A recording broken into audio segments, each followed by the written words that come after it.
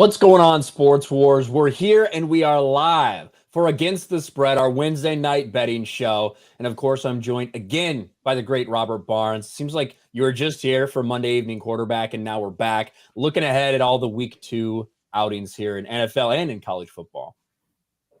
Absolutely. I mean, it was a fun week. We gave out a free pick last week, which was against the public. Almost everybody was betting Alabama to romp Texas. I was at the game in Austin, and of course, it came down to a last-second field goal for Alabama to sneak out a victory. So everybody who watched, who took that free pick, best bet, made money and cashed easy and early, despite Texas losing its quarterback at the end of the first quarter. I was there at the game in Austin. It was a nice, fun little atmosphere, a little hot, got a little red, but a good, solid game. Gave some insights to how that was working. And then the NFL, we suggested that maybe Trey Lance wasn't quite ready yet. Maybe that's why they coerced Jimmy G to stay around at least one more season. And while the monsoon that was Soldier Field had something to do with the outcome, bottom line is those who took the money cashed with the Bears pulling off the upset. So it was a nice week to start out for those who took the best bets of the show. Yeah, and listen, I talked a little trash about my Bears, my Chicago Bears last week, rightfully so. My mind has not been changed. Justin Fields' performance in the monsoon, going 8 for 17 for 120 yards, including one completely blown coverage that was a 51-yard touchdown. Yeah, this so far does not tell anybody anything about the Bears or the Niners yet. I don't think it's an indictment on either team. Crazy game. But always a fun one. That's why they're going to, hey, guys, you want to put a dome on Soldier Field? I hope that doesn't happen.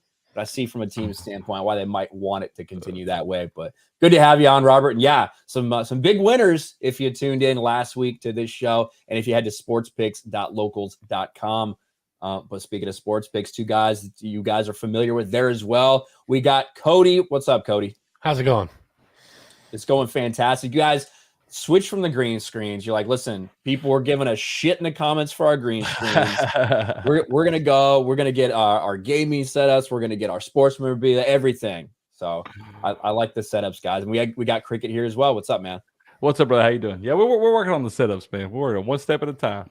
One step at a time. Yeah, it's a work in progress, just like the show. Right. But, speaking of works in progress, any recaps that you guys have, big moments that we saw last week. We talked about the bets that, we talked specifically here when it comes to that 49ers and that Bears game. And, of course, Alabama and Texas. Were there any big ones that stood out for you when you're looking at, bad beats, things like that? For me, Atlanta not being able to hold on to the win there for the money line bet, heartbreaking. You got the ball. You got a minute, 18 seconds left. I got to just hold them. And you can't cover the win. So that was a bad beat for me. Yeah, that Atlanta game, I didn't expect them to kind of start rolling as well as they did. And then sure enough, fourth quarter, Saints come rolling back. Michael Thomas with a couple late touchdowns. And sure, it feels good for him to be back on the field. And, if I was the Denver coach, I should have been listening to the local Peyton Manning live on TV saying, timeout, timeout, timeout, timeout, timeout. Yeah, absolutely. Couldn't manage that. Instead, set up a 64-yard field goal attempt on the road in Seattle. That was a nice money line winner for those of the sportspicks.locals.com subscribers on Monday night. Cashed both on the points and the money line. That. But the other thing that stood out to me was New England's offense appears to be in disarray. Can they fix that in Pittsburgh? It was death for survivors. Like typically those that are in the Survivors League, which means you have to pick one, often just straight up winner, not against the spread, just one straight up winner. And if your team loses, you're out. So it's you go week after week. That's what a Survivors League is. Not only did my Survivor, I don't enter those leagues because I haven't had good success in them. My pick was out. I'd have been out week one, but I wasn't alone. On average, about 1 out of 4 survivors are eliminated each week. Well, almost more than 2/3 of survivor picks were out because who did they have? They had, like I did, the Cincinnati Bengals, or they had the Tennessee Titans, or they had the San Francisco 49ers. They had these teams that were big favorites and all lost straight up, or they had the Denver Broncos. And so it was a shocker for the surprise. Wasn't a great start for Russell Wilson. Those though there were some anomalies that took place in that game in terms of his long-term prospects. But I'm impressed by the ability of people to be excited still somehow in parts in San Francisco and 49er land about Trey Lance, and they're just saying, oh, it's just bad weather. But the problems that Lance has, problems of being nervous, and people that have reviewed the film have identified, is that he moves too much in the pocket even before he's feeling pressure. He throws with one velocity. He only played 1 year of college football at a second-tier program, and not even a Power 5 or a G5 program. And you're seeing, and all of that was on display. It wasn't just the weather. Even before the weather got atrocious in Chicago, he was making all of those exact same mistakes. He was throwing into coverage. He was missing linebackers and safeties, helped Eddie Jackson look like the old Eddie Jackson on that pick. I am not, but, they're favored by almost 10 points. I think it's 8, 9. It's getting closer to 10 in San Francisco against Seattle this week. And I think I'll believe it when I see it, when it comes to him. Now, on the flip side, Josh Allen continues to curse me. Somehow he's going to be that one quarterback who comes from a second-tier program who didn't have certain key statistical metrics, and he went out and whooped the Rams like they were nobody's business, while the Rams' offensive line and an offense that's dependent on that offensive line looks sketchy. But it's probably still not as heartbroken as Titans fans losing at the end to the New York Football Giants. Missed 47-yard field goal. That's a rough one. Absolutely. To go back to the Rams-Bills game, the Rams lost that game far more than the Bills won. They don't. Matt Stafford looked bad. I mean, those three picks, two of those three picks in particular were really, really bad, and it led directly to scores for Buffalo. And I don't think they reached over 27. I thought that was a good play for you, but they get there because of bad offensive play by the Rams, not even necessarily fantastic defensive play, which the Bills did look like a good defense, but those picks were just thrown directly to defensive players. It definitely looks like, well, one, they did have to replace some people on that offensive line. That's going to be huge going forward for that Rams team, is to make sure that is shored up. But also, we heard about Stafford's elbow problems. We knew that was a thing going in. Definitely looks like that may have played a factor. I don't know if that prevented him from ever looking at Allen Robinson like he mattered. Allen Robinson and Cam Akers, fantasy owners, not a great week for you and not good prospects for the future there. It doesn't make you feel good, but I don't know if it could have been worse than my fantasy league. I mean, I think I finished the bottom of every league I was a part of. I mean, it was a disaster. I mean, Aaron Rodgers, well, man, maybe they're missing Devontae Adams a little bit in Packerland, though they're big favorites this week at home against the team that he likes to brag he owns, the Chicago Bears, with about a 75% win rate against the Bears. Actually, maybe a little higher than that, maybe close to 80%. I think it's higher. Yeah, it's higher. Yeah, probably is, unfortunately for Bears fans. But yeah, I mean, what was Cody and Cricket? What was your fantasy weeks like? Man, I had some real good bright spots. The sign up Christian Kirk showed up for me. Michael Thomas showed up for me. But there was also some real bad ones. Like I said, Aaron Rodgers, the Green Bay Packers defense. Travis Etienne was kind of a letdown for me. But it's early. It's early. We got a lot of guys trying to figure out what's going on with their squads and these whole 2 running back systems and stuff. So I'm not losing hope just yet. Same. A lot of mixed reviews, some ups and some downs, some questionable at the end of the day decision making. I guess not too bad. Putting Michael Thomas on the bench for Christian Kirk, so it was only a 6-point difference there. But still wish I'd had that 6 points was the difference in a loss and a win for me, unfortunately. Anybody stand out for you? Because I was fascinated. Pro Football Focus is out there saying Trey Lance is going to be a top 5 fantasy producer. Now, maybe because he runs the ball a lot, but I'm a little skeptical of that. But from week 1, any surprises that stood out for you guys in the fantasy football world? I think that when you look at Washington Commanders, I think the way they move the ball and spread the ball around, if you get a piece of that at this point, I think you got to be looking in PPR leagues like you're relatively happy, especially with Antonio Gibson. The way that they used Antonio Gibson in the pass game and how he was effective running the ball, you have to look at that. If you did draft him, like, you got to be happy with that. Also, when you're looking at some disappointments, man, Ezekiel Elliott owners, Derrick Henry owners, Austin Eckler owners. So I didn't think they'd be disappointed with the volume he usually gets passing. So you had some bright spots, you had some bad spots, but Saquon Barkley. Saquon, man. Saquon. Yeah. Okay. If he can stay healthy. If he can stay healthy, man, he looked good. He looked good. Yeah, no doubt about it. I mean, I was at the Dallas Cowboys game when that atrocious offense went out in the field the whole game, and the backup looked awful, so bad that they're big underdogs at home against the Bengals this week. But and I think from an injury, Dak Prescott's probably the most consequential injury, and the question is whether the Cowboys go and pick up somebody or they just try to tread water over the next 6 weeks for as long as he's out, given the backup problems that they have.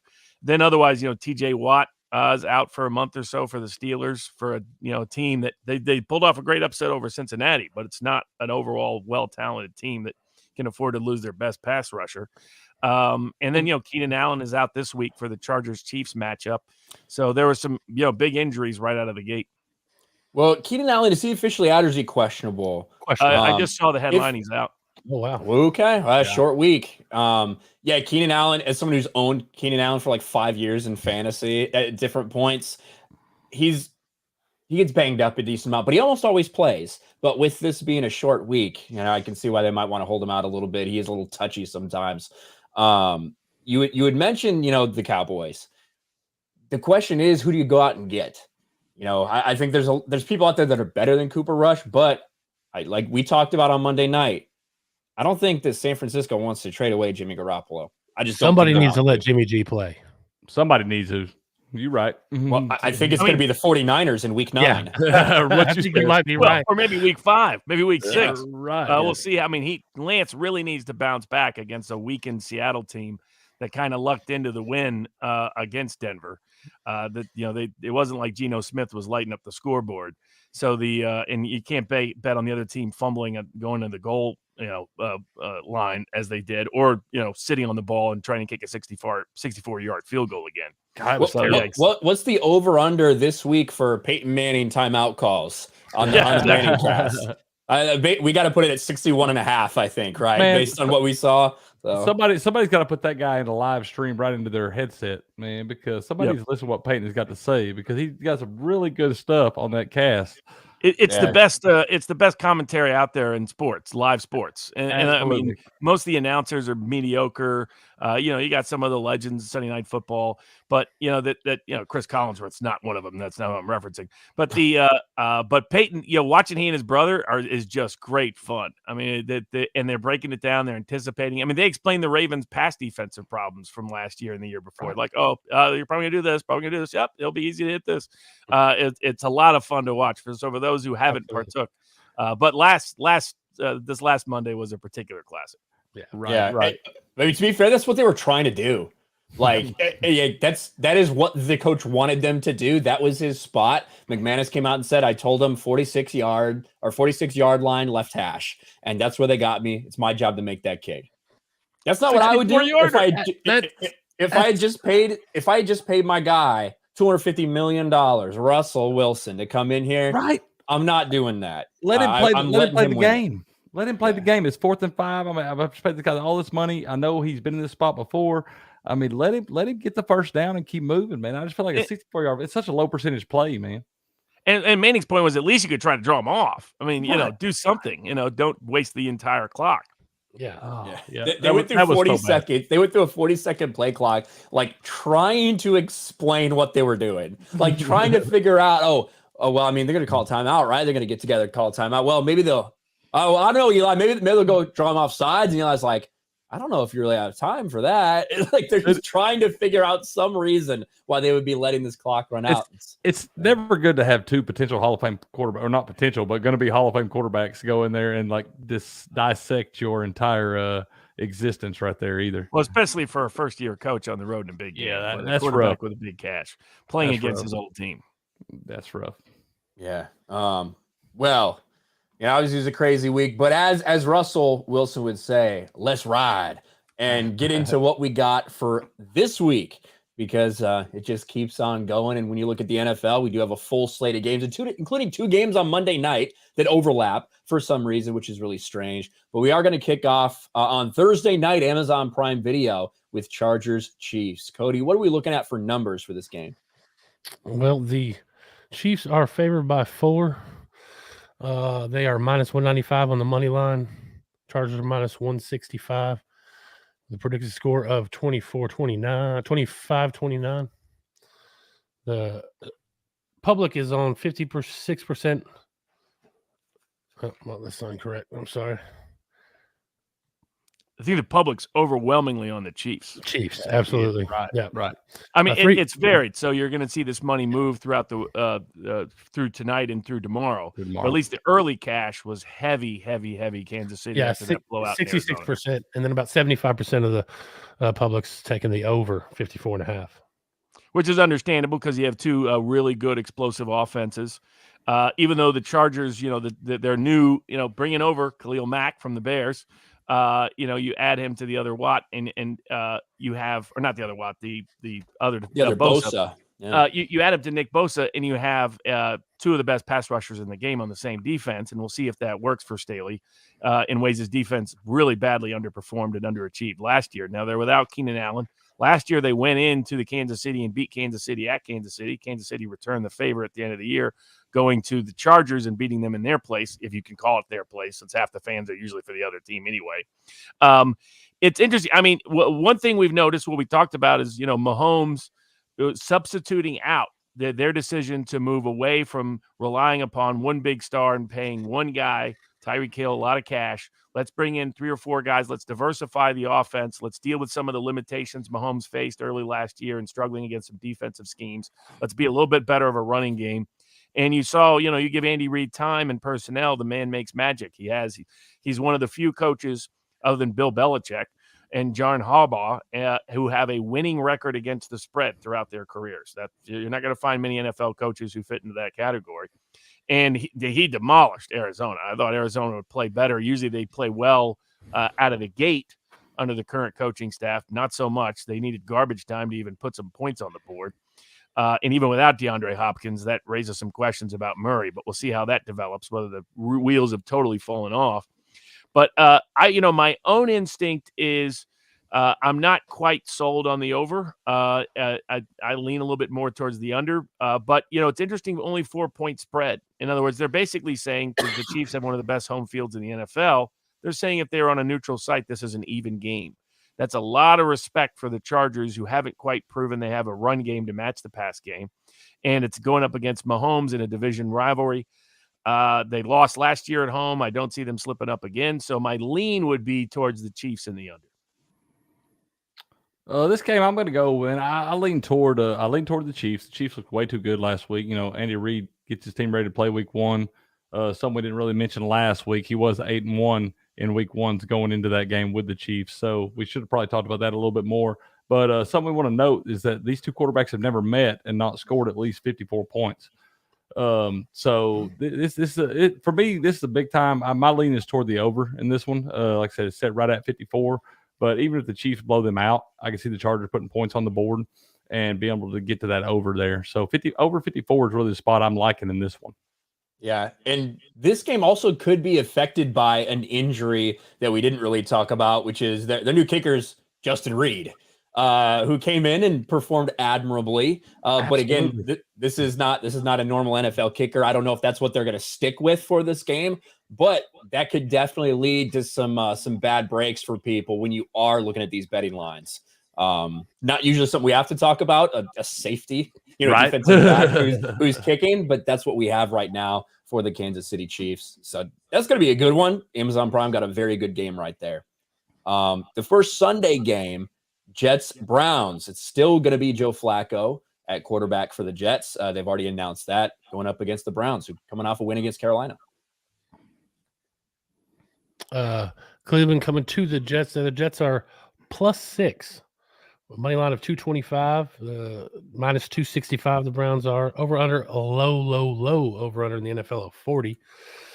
So Vegas is looking at a 17-23 predicted score. 56% of the money's coming in on the bets on the Browns on the spread, 92% on the Browns on the money line, and 66% are on the under. And I get the under. I mean, you have Joe Flacco still quarterbacking the Jets. They move the ball a little, but not a ton, obviously, against the Baltimore Ravens. The Ravens are another team that can start well out of the gate and did so again. So I think I would lean towards the Jets because I just think these teams are really close. I mean, I'm not yet sold that the Browns without Deshaun Watson are any better than an average team in the NFL. And I do think the Jets are defensively well coached. And I think Flacco has enough in the tank to be okay. He's not going to light up the scoreboard, and hence the low total. And unless there's unusual weather factors that you can't ever rule out with Cleveland, I think that total, though, might be a little bit on the low side. Definitely a low total in general. I would lean Jets and the over. And, when you see lopsided money lines like that, Vegas is saying that their odds are right, that there's about a 1 in 3 chance or so of the Jets winning. The public doesn't agree with them. Typically, Vegas tends to be more right than wrong in those situations. Nobody's going to have much confidence in a Flacco-led Jets traveling to the Browns when the Browns just beat their former quarterback on the road in Carolina. But often historically that presents actual money-making opportunities. So I would lean Jets and lean over. But whether it makes the card, you'd have to see other sportspicks.locals.com. An interesting fantasy perspective I wanted to add to that. For me, it's a battle of the backup running backs, not a battle of the backup QBs. Michael Carter and Kareem Hunt there, both last week, big-time winners, even though the other guys were getting more of the workload. So that's an interesting matchup I like to look at for some RB3s there and some flex positions. Well, I think the Browns have more talent right now as far as veteran talent, guys that have been there before and done that. The Jets, Robert Saleh is taking receipts. He wants everybody to know that he is listening real well to what everybody is saying on the outside. And I've been pretty high on the Jets all off season. I think they got some young guys that can put some things together. But I don't know if this is a spot they really get it together yet. I think the Browns could come out and put like I said, I looked at the total here, man, 39.5. I've learned in my years in the NFL, betting NFL, is that if it's under 40, most of the time you want to take that under. And I just don't see these two teams putting a real offensive performance together. And I like the under 39.5, under 40, whatever you can get it at, FanDuel or DraftKings. But I like the under 40 right here because I don't see any offensive fireworks coming from this game. So you would recommend nobody take any fantasy in that game? I would recommend you avoid this game like the plague. Now, Cleveland did, by the way, maybe they broke the curse. I think it's the first time in 22 years they've won in the first game of the year. Right. It was they were 0-16-1 since 2004. So they finally got them a week 1 win, and they're not used to this spot being 1-0 going into week 2. So who knows what they're going to do. Yeah, there you go. Next game on Fox is two teams that actually did put up some points, maybe one of them a little unexpectedly. That's the Washington Commanders are traveling to the Detroit Lions, who made a fierce comeback, but eventually not enough to beat the Eagles last week. Lions are favored by 1.5. That's rare. What, they won 3 games in the last 2 seasons? Correct. Minus 125. Washington's plus 105. Over under of 49 and predicted score of 24-25. So what stuck out to me about this game out of the gate, other than the Lions actually being favored, and there's not much respect, obviously, in the betting markets, or from Vegas at least, for the fake Redskins of Washington. But the traveling to Detroit, where Detroit was, basically Detroit loses every game in the second quarter. They play good first, third, fourth quarter, horrible second quarters. They keep doing it with the Lions. So we'll see if the Lions are able to actually finally pull off a win when they're favored. Remember that heartbreaking loss to the Ravens last year, I think it was, when they kicked a 66-yard field goal to beat the Lions. But the total seems high to me. I see both of these offenses average. Now, Carson Wentz did look pretty decent against the Jags, so maybe that offense will click. Maybe he'll rediscover some of that old Doug Peterson Eagles magic that he once had. I'm skeptical, however. So I would my only lean on this game would probably be towards the under. Yeah, what do you think, Cricket? This is a game that I like you said, it's going to be full of week 1 overreactions on how well Carson Wentz played. The Lions got a lot of trash points toward the end there that they were able to, kind of climb back into the game and stuff. I think a lot of people are going to see that and try to jump on the over on this at 48.5. And I don't see any way these two teams get to 48.5 together. I look for them to kind of fall back down to earth this week. Carson Wentz maybe step back into his own realm where he's just not that guy that I feel like can light up the scoreboard for you. And I'm not a big fan of Jared Goff and the Lions and stuff. So, I mean, I look 48.5. I think that's far too many points for this game. I'm going to go under in this one. Yeah, I think people probably looking at what happened last week, and that's a big reason that over is so high. I do think from the fantasy perspective, we talked about Antonio Gibson for Washington. We'll see if they continue with that utilization rate. And then also for Detroit, you had two running backs there who both put up very productive days in Jamal Williams and DeAndre Swift. So you do definitely have some fantasy action with both of these teams. And I like the way Carson Wentz is slinging the ball, to be honest with you. Go ahead. I think you also look at Amon-Ra St. Brown continuing his streak there from last year. He's still balling out, so you look at him real hard, obviously. For sure. The next one, the Buccaneers, who did what they needed to do, didn't look too great, though, against those Cowboys, going to travel to the New Orleans Saints. Tom Brady's had a couple rough games against the Saints over the past couple years, but what's this one looking like? Bucs are favored by 2.5, minus 140 on the money line. Saints are plus 120. Over under of 44. Vegas looking at a score of 23-21. My instinct, watched Brady live last week at the Dallas game. He didn't look to have missed a beat. I thought they sort of I thought they were a little run heavy at some key times when they didn't really need to be and took the ball out of Brady's hands. That I thought was a mistake. I only saw one bad decision Brady made the entire game. Now their offensive line didn't hold up great against Michael Parsons, who got to Brady a couple of times in key positions that took some points off the board. But otherwise, it looked like the old Tom Brady. The man somehow just doesn't age. That he's got some sort of secret, not just secret diet, but some sort of secret venom or something. But so I don't see Tampa Bay missing a beat, except for the one fact here is, as noted, the Saints have given him headaches in recent years, in recent seasons, their defensive schemes. So it'll be interesting, and I assume that's partially the part of the reason for the low total. Because my first instinct when I saw this was not so much a lean on the line. I thought Tampa Bay deserved to be favored, but not necessarily big favorites given Brady's history of trouble in New Orleans.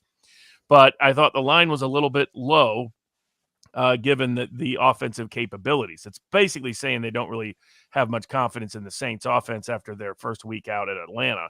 And confidence, I suppose, in Tampa's defense, though I thought a lot of that was poor offensive play calling, and the lack of Amari Cooper is something they hadn't replaced yet in Dallas. Mike McCarthy's just a mistake. He always was, but that's Jerry Jones. He's been making mistakes since he let Jerry go. So so I would lean a little bit towards the over, but that's my only lean on the game. Your thoughts, Cricket? This is a game, man. I feel like everybody talks big about Tom Brady struggling against the Saints in the regular season, his whole career, and this and that. I think it's time for him to turn it on. I think he's tired of hearing this stuff. I think that the Bucs look good, man. They looked as good as they had to look against the Cowboys. The Cowboys were pretty, wound up being depleted on offense and stuff, and just didn't look great against them. The Buccaneers defense looked pretty solid all the way around. I don't think the Saints are going to have a chance to come back in this one like they were against the Falcons. You're going to play a much better defense than you did last week. And this spot, man, this is one where I'm okay with giving the 2.5 on the road to the Saints with the Buccaneers here. Because like I said, Tom Brady is still Tom Brady. And I don't think he wants to start behind that 8 ball again, losing the first division game and all that. And so I like the Buccaneers minus 2.5 right here all day. I think the minus 2.5, if you can get it now, is a good number. That's probably going to jump up to 4 at least before game time. So if you can get on it now, get that field goal, I think that's probably the smart play. If it gets over a field goal, you should be real careful. Yeah, exactly. Next game, we got Panthers. Baker Mayfield, a disappointed Baker Mayfield who did what he had to do at the end, but then they ended up giving up that like a 60-yard field goal to the Cleveland Browns to lose it in heartbreak fashion. But Baker Mayfield and the Panthers going to East Rutherford, New Jersey to face those New York Football Giants. Carolina's +2. They're plus 115 on the money line. Giants are minus 135, over under 43.5. It's another 21-23 game. I assume the public is with the Giants on this one, but I'd be curious because the New York Football Giants have a lot of public gamblers on the money line. On the money line, they're with the Giants. On the spread, they're with the Panthers. That kind of makes sense. It's your classic Giants gamblers. They're going to keep winning and winning and winning, so they're going to bet on the money line straight up after they won big at Tennessee. and destroyed a lot of survivor leagues in the process. So, I mean, I'm not yet sold at all on the Giants. I get they got to win. I don't, Danny Dimes doesn't drop dimes. That's the reality of my view of the Giants. Now, the question is, Baker Mayfield looks solid. You know, is he going to be a quality quarterback or just the same as a Danny Dimes, an average pedestrian quarterback? And that's the sort of open question I don't yet have resolved. So I don't have a strong lean on this game one way or the other. Brian Daboll might be my new favorite head coach in the NFL. I loved watching that guy on Sunday, as excited as he was and had his team involved, man, going for the 2 and the win. That's just, he showed some serious cojones getting that done at the end of the game. But so I love this guy. I heard somebody talk the other day that he may have definitely bought himself a few extra weeks of hot seat talk and stuff like that just with that sole win. But in this game, man, I like the under. I like under 43.5. I don't think either one of these teams are really great offensively. I know Baker had a good game last week and stuff, but traveling on the road to the Giants, I don't see this. This could be a game I see being a 20-17, 20-14 type game. So if I got to lean in this one, I'm going to say under the 43.5. There you go. Another 1 p.m. game. The Patriots coming off a rough-looking loss to the Miami Dolphins. New England Patriots are headed to the Pittsburgh Steelers, who, despite the fact that they turned over Joe Burrow 5 times, just barely came away with this game. What are we looking at for the lines here? The Pats are favored by 2, -130 on the money line. Steelers are +110. Another very low over-under of 40. Vegas looking at a 21-19 score. 65% of the money on the spread is on the Steelers. 73% of the money line is on the Steelers. And 74% are on the under. Well, then I'll probably be going counter public and bet on Big Bill. So, yeah, Bill Belichick, the winningest coach against the spread throughout his NFL career and tenure. He's coming off a loss where the Patriots have a long history of covering the next game. He's owned the Steelers through most of his career, even when Big Ben was in town. And I'm still a believer in Mac Jones, despite some big questions at the offensive coordinator position, given how their offense performed in Miami, which has always been a curse. Miami has not been my Miami for Bill Belichick. So you have no Watt for the Steelers. So one of their key pass rushers out, and credit to their ability to dominate the division once again in the upset of the Bengals. But I don't see a repeat of that as probable. So I would go Pats and over would be my tendency. What do you think, Cricket? I like the Pats in this one. We all jumped on the Pats pretty hard last week. Didn't give enough credit to Mike McDaniel and crew down in Miami. But I think the Pats rebound this week. Like you said, TJ Watt being out, that's going to be a big deal. If you can get that pressure on Mac Jones and make him a little uncomfortable and stuff, but that guy's not going to be there this week. He's not going to be there for a while. So I look for the Pats to rebound this week, come back. Anything under a field goal, I feel good about. You go your money line bets stuff too. I'm not going to touch the total here because I don't know what I'm going to get out of each offense. But I really do like the Pats in this one. Anything under a field goal. I think that TJ Watt being out is so huge. He is a game wrecker.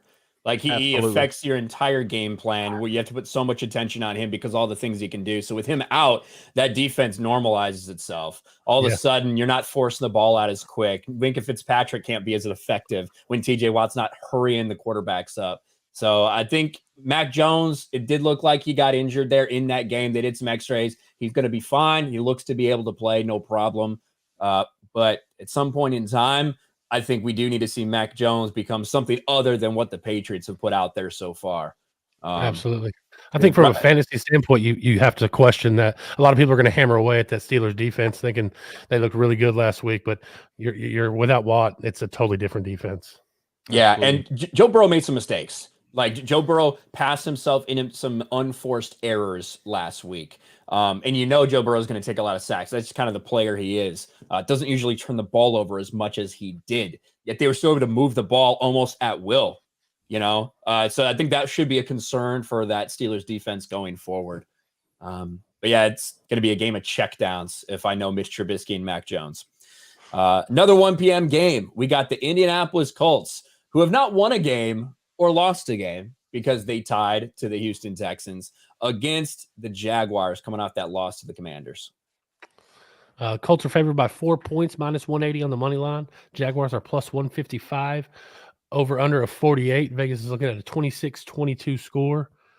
52% of the bets come in on the Jags spread. 56% of the bets come in on the Colts money line, and 60% are on the over. This all comes down to how much confidence you have in Trevor Lawrence. There were flashes, but not necessarily what some people were hoping for in his first game out against Washington on the road. Now they're back home. Will Doug Peterson's magic actually start to show up fully with Trevor Lawrence? My lean would be I'm still a Lawrence believer and a Doug Peterson believer, so I lean towards the Jaguars. Don't have any strong sentiments on the total though. Yeah, this is a game where I think if you get the Jaguars over a field goal, I think a division game, something you got to look at. They played well on the road last week. Had the chances to win that football game. The Colts did not look great on the road last week. So you got to travel in a division game. I think anything over 3 right here, lean toward the Jaguars. You could maybe justify a Colts money line bet, but I'm not going to touch that right now. I'm just looking at the Jaguars and the points in this spot. And this is a Jags team that I think beat the Colts to keep them out of the playoffs last year as well. Revenge. Yeah, so be interesting to see what happens. Obviously, not the same people. Matt Ryan, it was not really a part of that, but that's kind of what I'm thinking when I'm looking at that. Yeah, 4 points for the Jags, 4 points for the Colts at Jacksonville is pretty big money line considering how they looked last week. Right. Precisely. It's recency bias tends to be strong, and what's interesting is those teams that don't somehow suffer from it, like the Colts. You go as huge favorites to Houston. Probably should have lost the game. You tie it. One of those only NFL kind of outcomes, and you're favored by more than a field goal against a division rival on the road that played a pretty solid game on the road the week before. So that's interesting. That was the spread. Yeah.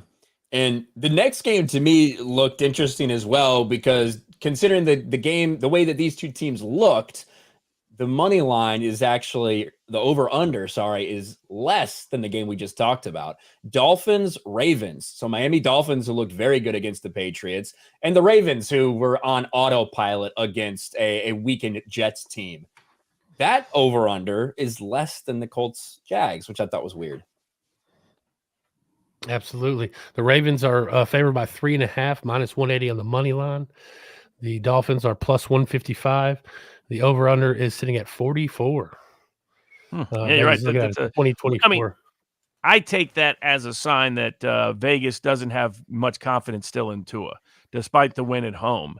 And in part because he did only get 1 touchdown, Tua did, but it did flash potential that new offense with the personnel they have around it and the new coaching staff and Tyreek Hill and Waddle. So, but John Harbaugh is really tough at home, and the Ravens pretty much coasted against the Jets in New York. It is the Jets. But Lamar Jackson's in a contract year. And last year Miami humiliated him. Different coaching staff, different defensive scheme, but it was I think it was his worst game maybe ever as a Raven. So he's got to have that on his mind as well. So you combine those factors, I would lean towards the Ravens, but don't have a strong sentiment on the total solely because I'm not sure what Tua is going to put up on the road in Baltimore. Yeah, I really like this Baltimore Ravens team, man. I really like this defense. I love Lamar Jackson. I think he's going to get it all together this season and try to get paid. I would buy the hook down. You got the Ravens sitting at minus 3.5 right now, but I think if you can get the Ravens at minus 3 for a decent price, I really like jumping on the Ravens here. Like you said, Harbaugh is great at home against the spread. I really love what that team is doing and the direction they're headed. I want to see what the Dolphins can do on the road. It's easy to get hyped up for week 1. You got Belichick coming in. You got to prepare a little bit better. So I want to see what they can do on the road this week. But this is the game I'm really jumping on the Ravens minus 3. Like I said, it's at 3.5. You'll have to buy the hook down, but that's the direction I'm leaning right now. Yeah. Finally, on to a later afternoon game, 4:05. The Atlanta Falcons coming off a heartbreaking loss to those Saints with their new quarterback, Marcus Mariota, against a Rams team that did not look good in that season opener. Atlanta's 11-point underdogs, plus 420 on the money line. Rams are sitting at minus 540, over under of 47. Vegas is looking at a 18-29 score. Yeah, this is another example of where there wasn't any recency bias. So the Rams offense depends heavily on that scheme on their offensive line. because it's all play action built. And Stafford was designed to be a good play action quarterback in that scheme. When their offensive line has struggled, they've completely fallen off the map at times offensively. It's, for most of the NFL, it's entirely quarterback driven, but not so much the Rams scheme. This is somewhat true of the 49ers too. It's very offensive line dependent. When their offensive line collapses, large parts of their offense collapse because the play action fails to work. And so I have big doubts about whether the Rams can fix the problems that occurred against the Bills, and they won't be reoccurring problems throughout the season. And I think, double digits is heavy for any NFL game. And I thought Mariota looked decent enough that he wasn't going to be the debacle or disaster that some were predicting, and that Atlanta is a solid enough team that I would lean at least towards Atlanta. Probably don't have strong sentiments on the total, but I would lean towards Atlanta. But what do you think, Cricket? I think this is a game the Rams get it back on track, man. I think we got a lot of, we talk about recency bias and this and everybody, they look so bad against the Bills team. And part of the reason they may look so bad is because maybe that Bills team is really just as good as everybody said they were. And that defense is just as good as they said they were. You're not going to face the same type of defense this week against Atlanta. Welcome, to your stadium. This is the spot where I could see the Rams really getting back on track and maybe blowing this game wide open and making us rethink some of our thoughts that we have after week one. So this is a game I like the Rams. I would buy the hook down to 10, but I'm okay with you taking the Rams minus the 10 right here because I really think they do get it back on track against a much worse caliber opponent. And I could see the Rams really turning it on this week. Yeah, and I think you also have to think about how this game's likely to go. Last week played perfectly for Mariota, where they got ahead and they were just able to do a lot of read option stuff, run the ball heavy with Cordell Patterson, do stuff like that. If you force Marcus Mariota in that Atlanta Falcons team into passing situations, I don't think it's going to look the same. I don't think Marcus Mariota is going to look quite as effective as he looked. So I kind of do think that that's maybe the route that this game goes. I have no faith in Marcus Mariota in a situation where they do have to throw. But yeah, it will be interesting to see if the Rams can get it back on track. A lot of people, a lot of belief in them. Big spread too after getting dominated in week one. Now the Seahawks coming off a big win. The 12th man helped them out, defeated Russell Wilson with some help from that coaching staff like we talked about earlier. But the Seahawks are now on the road against Trey Lance and the 49ers. Seahawks are big underdogs sitting at plus 9.5, plus 310 on the money line. 49ers are minus 380. Over under of 41.5. Vegas is looking at a score of Seattle 16, San Francisco 25. That's an interesting. What's the public betting patterns on this one?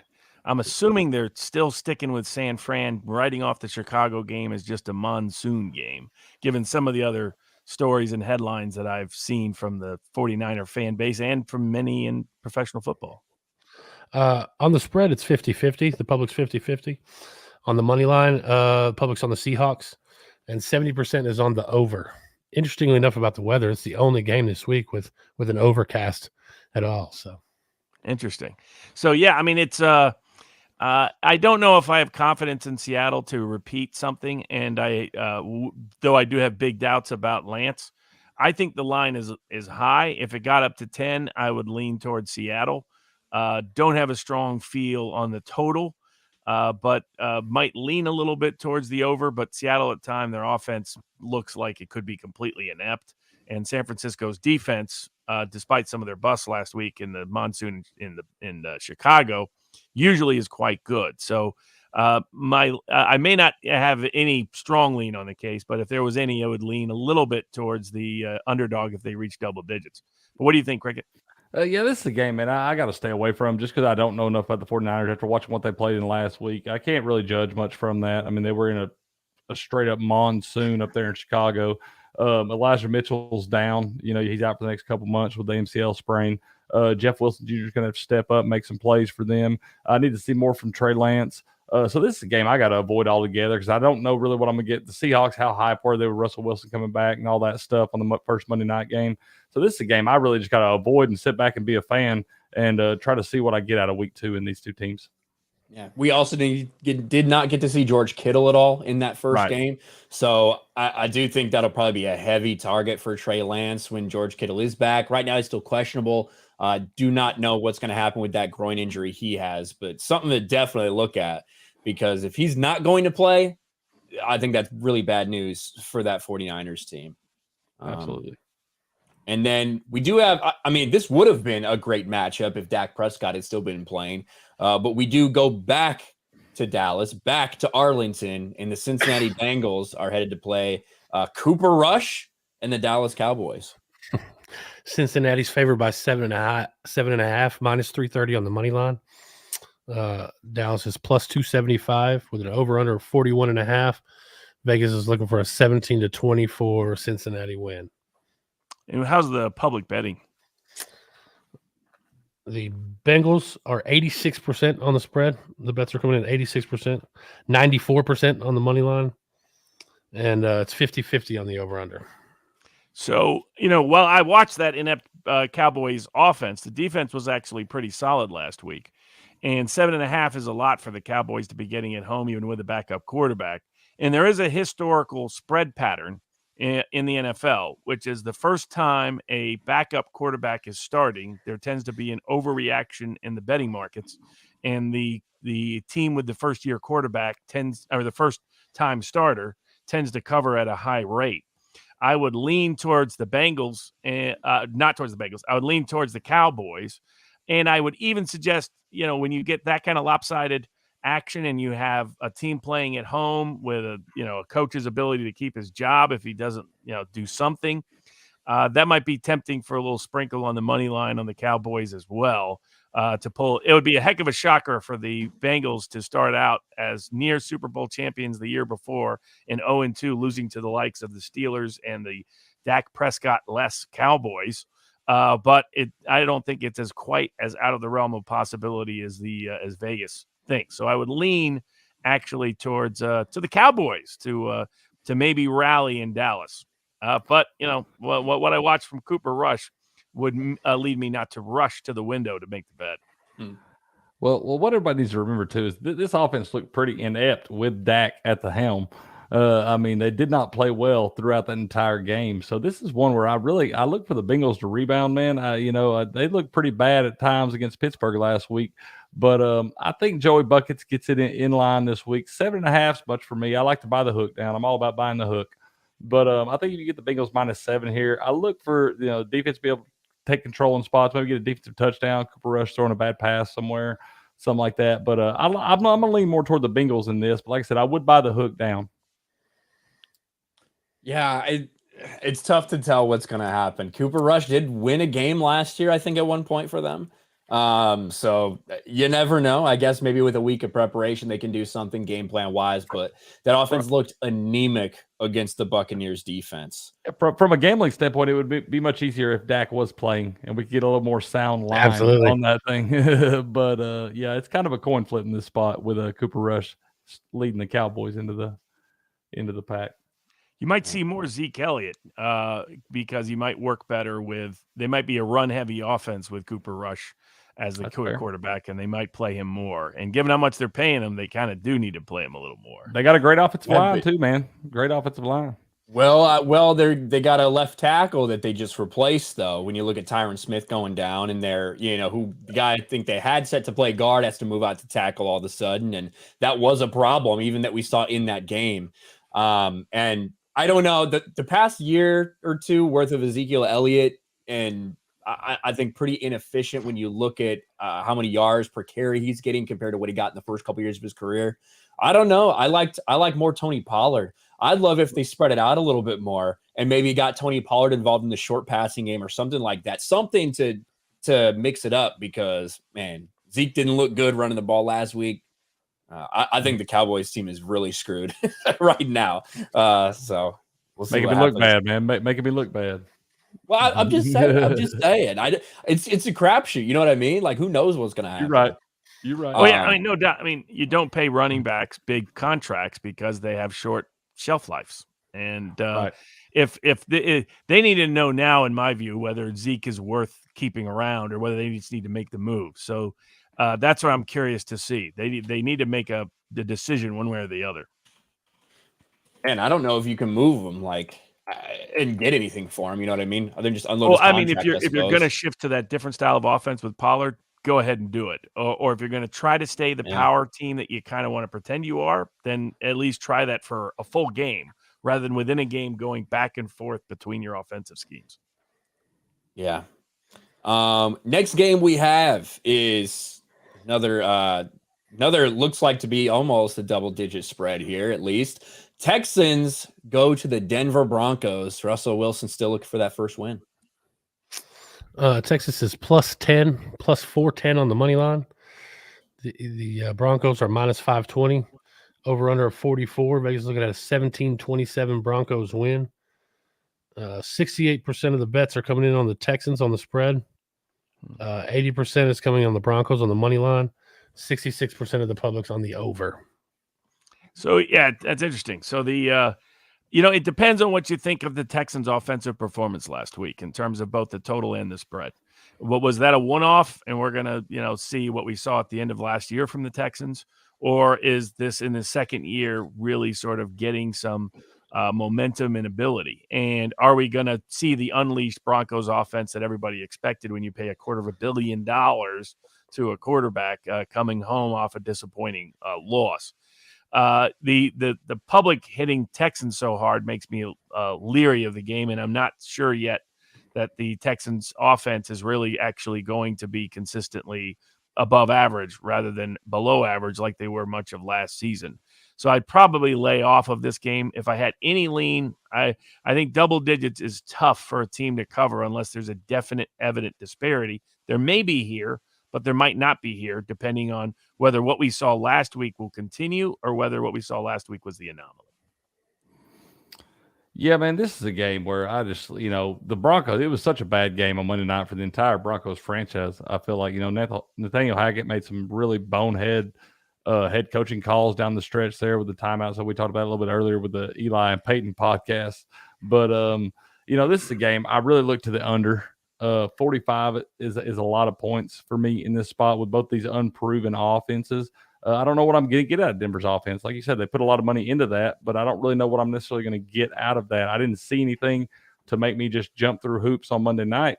And, I didn't honestly coming into the season, I expected the Texans defense to be better than the Seahawks defense down the stretch. So it's something where I think the 10 points is entirely too much, but I'm going to look more to the under here. I like under 45 in this spot for both these teams. Yeah, I think that when you do look at it, was embarrassing the way that they lost that game, but they moved the ball really well, very effectively at times on the ground and in the air. They fumbled inside the 5-yard line twice. They had a guy who probably could have just reached in and get a touchdown, was kind of lazy with it. Like the Broncos should have walked away with that game in reality. Right. So I do think that the upside for the Broncos is really good right now. If they continue to get those weapons, they got a quarterback that can actually involve them. So from a fantasy perspective, I think, Denver wide receivers are definitely good to have right now. Oh yeah, for sure. So. Oh yeah. Yeah. I mean, and that's what some of these spreads and team totals are predicting is that Broncos skill players would be good fantasy picks if they're right. Yeah, that's and it sure looked to be, at least against the Seahawks. So Seahawks were the definition of bend, don't break. We're going to bend all the way to the 1-yard line and force a fumble. So, and another 4:25 game. The Cardinals coming off getting blown out by the Chiefs against the Las Vegas Raiders, who, hey, I got to say, Derek Carr and his new wide receiver there that he stole from Aaron Rodgers, that's going to be a pretty good hookup for the next couple of years. Absolutely. Ooh. Absolutely. Raiders are favored by 5.5 points, -230 on the money line. Cardinals are plus 195. Over under of 51.5. Vegas is looking at a 29-23 Raiders win. On the spread, the Raiders are 53%. The public's 53% of the bets are coming in on the Raiders. 62% are coming in on the Raiders on the money line, and it's 77% are coming in on the over. Yeah, the only thing I would lean to is the under in the game because I think the spread's probably not far off. Just because I'm not quite sure whether the offense is fully clicking schematically, given how they played against the Chargers. Maybe that's a credit to the Chargers' great pass rush. Maybe that means they need a couple more games to get their rhythm. And I have some real doubts about where Arizona is. Maybe what happened at the end of last season is going to continue over into this season because they were not even competitive with the Chiefs. And it would be one thing if it was just Mahomes on a Mahomes night with an Andy Reid great game plan. Their offense was atrocious through most of that game. They put up some points at the end. That was not an impressive Arizona offensive performance without DeAndre Hopkins. And again, it's a continuation of last year's problems. You had off-field issues with Kyler Murray. So if anything, I would lean a little bit towards the under. Don't have a lean on the spread. What do you think, Cricket? Yeah, man, the Cardinals didn't show me anything in week one. I looked for somebody to step up, maybe Hollywood Brown, AJ Green, even Zach Ertz, somebody. Nobody stepped up to me for a big-time receiver. They might get Rondale Moore back in week two, which could provide a little bit more spark to their offense. But this is one where I'm leaning toward the Raiders. I don't know if I want to give the 5.5. I'm with you on the under as far as the offenses go. But this is one where I can't touch the Cardinals in any shape or form because they look so bad, and maybe that's pays dividends to how good Kansas City is going to be. But they looked just atrocious in week one, and nobody solidified their spot as a playmaker other than Kyler Murray, I guess. But this is one where I'm okay with giving up less than a touchdown for the Raiders. Yeah, I think that the Raiders, man, I was so impressed with the way that Devontae Adams and Derek Carr immediately connected. I think Aaron Rodgers probably really missing that right now when he looks at his wide receivers. And that's the game we're going to talk about next. Is we talked about it earlier. Sunday night game, my Chicago Bears, Justin Fields flying high off his monsoon victory, going 8 for 17, and heading into Lambeau to play the Green Bay Packers. Bears are 10-point underdogs, plus 370 on the money line. Green Bay's minus 460, over under of 42. Vegas is looking at a 16-26 Green Bay win. And the public, 64% of the spread is on the Bears. 61% of the money line is on the Bears. And the over under is 50-50. So public thinks 42 is right. My lean, I think the line is about right. My lean would be towards the Packers to rebound well at home against what I still think is a bad Bears team. I just didn't have much confidence in San Francisco on the road for week one in that bet. And I still have some questions as to how that offense works without Devontae Adams and no evident quality receivers for Green Bay. So that would hold me back from betting on the Packers, but I would lean towards the Packers.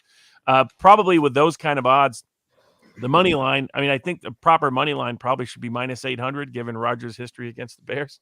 So the maybe either that you're paying a big price for that money line, but otherwise don't have a strong lean on the game. But it wouldn't surprise me to see the Packers just crush the Bears. Yeah, that's another. We all know that Aaron Rodgers owns the Bears. We have seen that, and we have seen him tell us that. And I think last week with the Chicago Bears game, we might as well have another preseason game for them because we can't read much in from that one, what they played in Chicago. But I look for the Packers to rebound big time this week. It did the same thing last year when they came out and laid an egg to the Saints in opening week and then reeled off several wins in a row. And Aaron Rodgers and company really started to pick it up.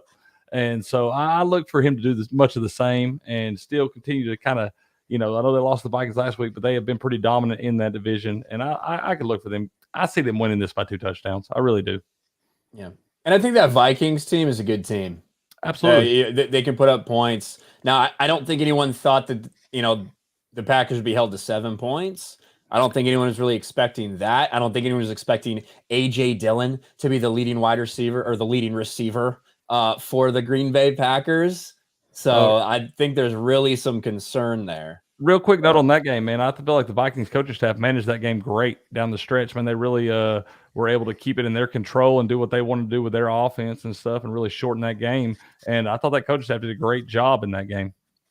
Yeah. And a fantasy reminder, Aaron Rodgers started the lowest in the league last year after coming out with he had 0.6 points or something like that in the first week. And then finished out number 6 overall quarterback in fantasy points. So I look for him to bounce back big. Same with the Green Bay defense. My fantasy league definitely needs that. Right. Yeah, we'll see. I hope Justin Fields, as a Bears fan, talking about the gambling shit, as a Bears fan, I didn't get anything out of last week's victory. I didn't get any indications of what Justin Fields is or isn't or has gotten better at, anything like that. So I'm looking forward to this game for that reason. Seeing him, hopefully, with clear weather. It's supposed to be 73 degrees and a very clear night. So I'm looking forward to seeing what Justin Fields has in this second year. Now we go to the first Monday night game, a 7:15 start. Titans coming off a rough loss against the Buffalo Bills. The Bills are 10-point favorites, minus 460 on the money line. Titans are plus 370, over under of 50. Vegas is looking at a 20-30 Buffalo Bills win.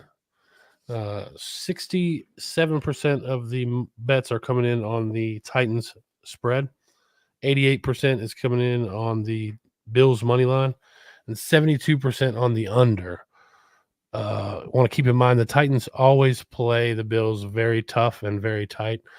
Take it away, Bob.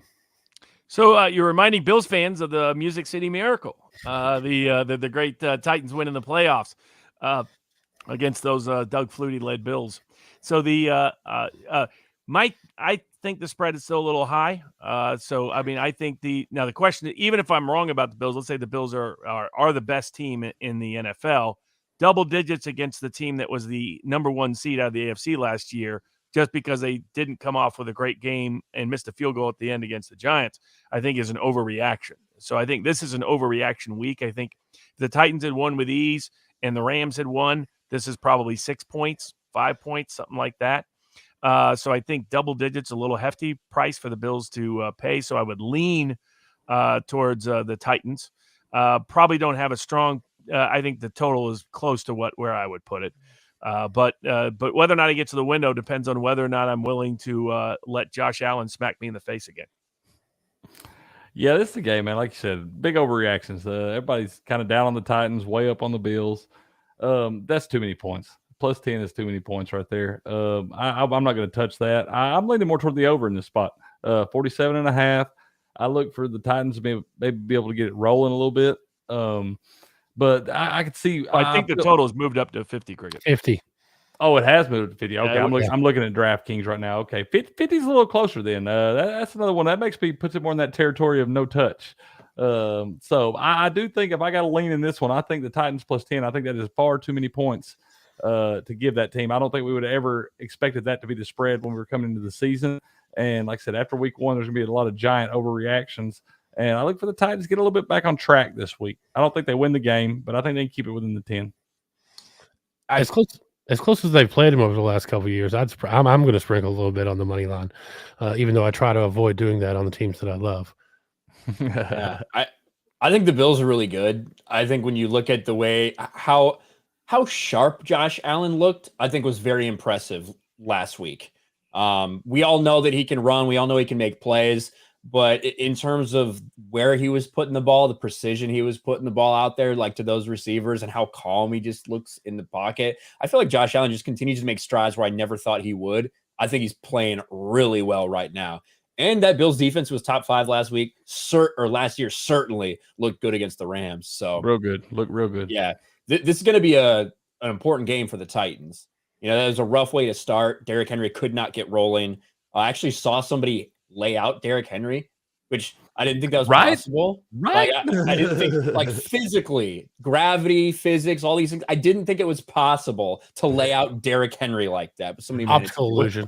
We were watching the game. Me and Cody were watching the game together the other day. That's what I said. I was like, no way hit Derrick Henry like that. Yeah. Who's that guy wearing Derrick Henry's jersey? That doesn't make any sense. That can't be him. Meanwhile, Josh Allen is up there pushing down Jalen Ramsey, looking like he's Derrick Henry, stiff-arming people out there. So, Josh Allen's a big guy, too. People got to remember, Josh Allen's a big old guy. He's a physical freak. To be able to move like he does and be the size that he is, he's like Cam Newton with the accuracy. He's got a man cannon, bro. I thought that Josh Allen was going to be a bust. I didn't think he was going to be able to develop into an accurate passer. And his first year was not pretty, but he has just grown and grown and grown. Now, I still think, there's a history of these great athletic quarterbacks even having a couple of good years and then regressing. Cam Newton comes to mind. So I'm curious to whether he can continue it. But, so far he shows no signs of stepping back. Yeah, so we'll see what happens there. And then starting an hour and 15 minutes later, still on Monday night, still on the ESPN family over on ABC, Vikings and Eagles. Again, Vikings coming off looking very good. Well-oiled machine with Justin Jefferson going off against that Packers team. And the Eagles, who did what they needed to do, got out to a big lead against Detroit before they started roaring back. The Eagles are 2.5-point favorites, minus 130 on the money line. The Vikings are plus 110. Over-under set at 50.5. Vegas is looking at a 24-26 type score. 68% of the bets are coming in on the Vikings spread. 72 are coming in on the Vikings money line, and 83% of the public is on the over.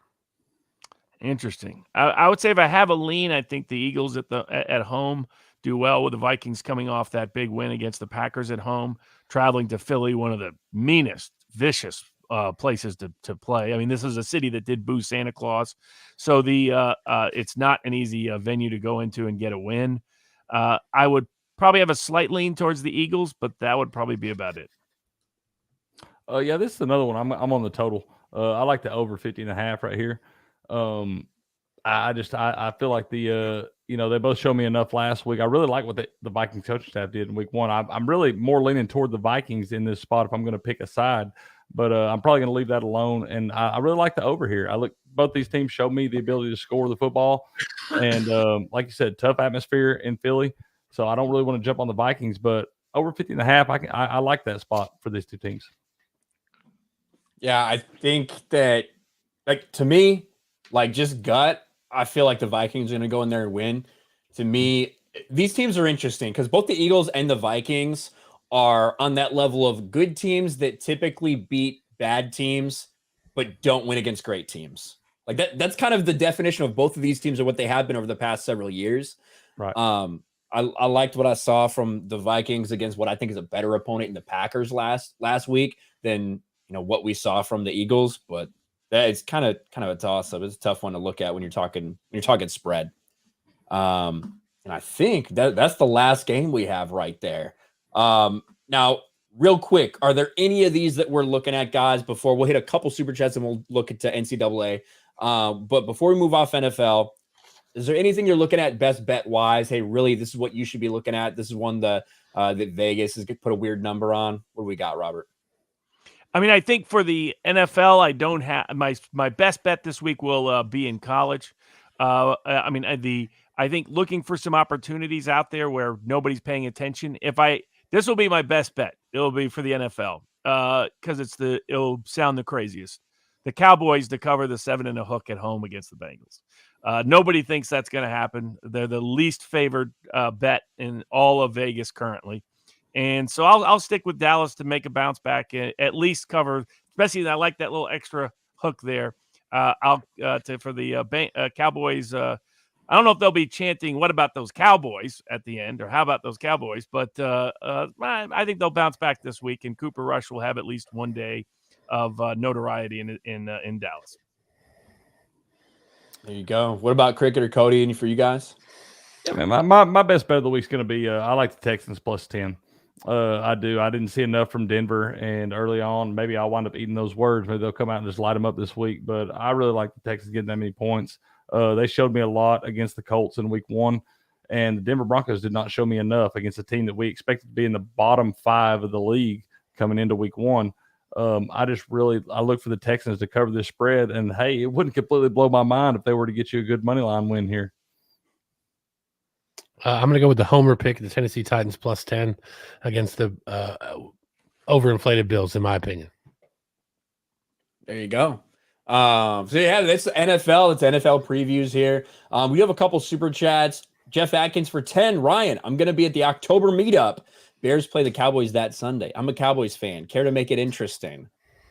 How about we talk at the meetup so we have all the pieces in play? All right, so we know who's going to be your quarterback. How about that? before they pull off some random trade or something, or Tony Romo comes down at the booth. You never know. Rest of the cripple for $10. How much of the good and bad this week was due to the NFL moving away from using their starters in the preseason for the most part? It seemed like a lot of weird plays righted themselves in the second half. That's a fair point. We have seen, like, I don't think Russell Wilson played a snap of preseason. So do you think that has any effect on these week 1 games and the week 1 outcomes, kind of the crazy endings that we saw, very close games? We had so many new quarterbacks in some key places, and then some new offensive systems. The team that showed up to me the most is that New England would have been a lot better off really practicing that offensive system throughout the preseason. That they didn't. You have a new offensive coordinator. You got a second-year quarterback. You're instituting a completely new offensive system that goes against everything you've done for a decade plus. You probably should have worked out the kinks a little bit better than wait for Miami to do it for you. Yeah, man, I totally think that a lot of these teams, man, they look at preseason games. You're so worried about injuries and stuff like that, but you still have to understand that is practice, and it is time to build some rapport with some of these young receivers and stuff.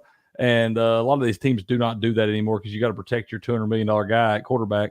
And so I think you will see some of that sort itself out as they continue to progress in the season and stuff like that, and get a little bit more rapport with each other. So I think you will see some of these offenses sharpen up. Yeah, absolutely. I think that's a definite factor. You're going to have some rust, and once it shakes off, and like he asked in the question, it's kind of, you saw that in some of the second halves of some of these games. They started to creep back in. It's like, okay, maybe they're not. Okay, I was like, whoa, but yeah, it's definitely some time to shake off some of that rust. Yeah. Also, PM5K becomes a channel member. Thank you very much. Jay Schwalbach for 30 over on Streamlabs. I see you're on Locals, but no chat on Locals. I have a friend who makes book here in my local area. I'm trying to get him and some of my other friends to start watching the show. Should I tell them to find you on YouTube first, then Locals? Well, obviously, if you just legitimately want all the sports picks and sports betting, that's what these guys do all the time at sportspicks.locals.com. So I would definitely go and check them out there. But if you want to watch this show, I would definitely recommend YouTube.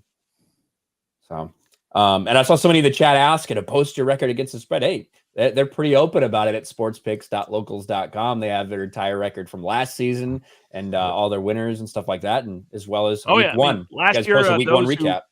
Exactly. Last year's the subscribers doubled their money during football season. This year so far, we're up in college football, up in NFL, and up in English Premier League. So we've been on we've had lucky weeks, we've had unlucky weeks. Things go up and down. But people that have been subscribers have consistently made a profit following sportspicks.locals.com. But also we give lots of information and insight that you can use to make your own picks, to do whatever you want to do. Use it as intel, use it as information, use it for entertainment, use it for excitement. The first week was fantastic, like in college football, because if you have money on the game, a game that nobody cares about otherwise, let's say it's 17-point spread and one team's up by 14 and you're screaming at them to run the ball or throw the ball or please sit on the ball, whatever the case may be. We had games that came down where the spread was decided in the last minute over and over and over and over again. Some money lines decided at the last minute. It's heartache, heartbreak, and excitement all tied together. So it adds to the entertainment value, I find, for sports. So I think there's a lot of value that people can get, but you can use it however you want. There you go. And then Zenny Biscuit for 3, not football betting, but a little horse racing. This Saturday at Churchill Downs, the start of the Derby prep races with is it Iroquois? The Iroquois Stakes. Damon's Mound and Echo again are the 2 favorites. Horse racing is fascinating. The people, I know people have made a lot of money in it. I just haven't learned enough to figure it out. I got 65 books here about it though. Yeah, I went one time and was like trying to pay attention and like listening to the guys, and they're looking at this guy on a dirt track, a muddy track, and all this stuff. I'm like, that's crazy. I'm just going to hey, my grandpa said bet on the horse that shits right before the race, so that's what I'll do. That's about the extent of my horse gambling knowledge there. And then Jeremy Freckles for 2. Love the NFL talk. Thank you very much. Well, that's going to wrap up our NFL talk. We're going to head in to some NCAA. Now, we were going to talk about a little bit on Monday Evening Quarterback. We didn't get a chance to, but Nebraska has been a little chaotic over the past couple of years. They finally decided to move away from Scott Frost. I think that was a long time coming for a lot of people. I think the shock was if they just waited till October, Nebraska would save themselves $7.5 million because his buyout dropped by $7.5 million in just a few weeks. And they were so enraged at this Lincoln legend that the fans were demanding his firing after losing to Georgia Southern at home and losing his 22nd game by single digits out of 27 games decided by single digits. I still think that's a modern day record. So it gives you an idea for how much they were eager to get him out of town to salvage the fan base. The broader problem with Nebraska is that in the 80s and the 90s, when you had college football was not as big a money, so you didn't have professional college coaches at every level, you didn't have this flood of cable cash, that you had often talent-rich programs that were down. And often half of those programs or more at any given time in the 80s and 90s were down. What that allowed was elite recruiters at schools that don't have elite recruiting talent bases to compete at a high level. This benefited Tennessee. This benefited Nebraska.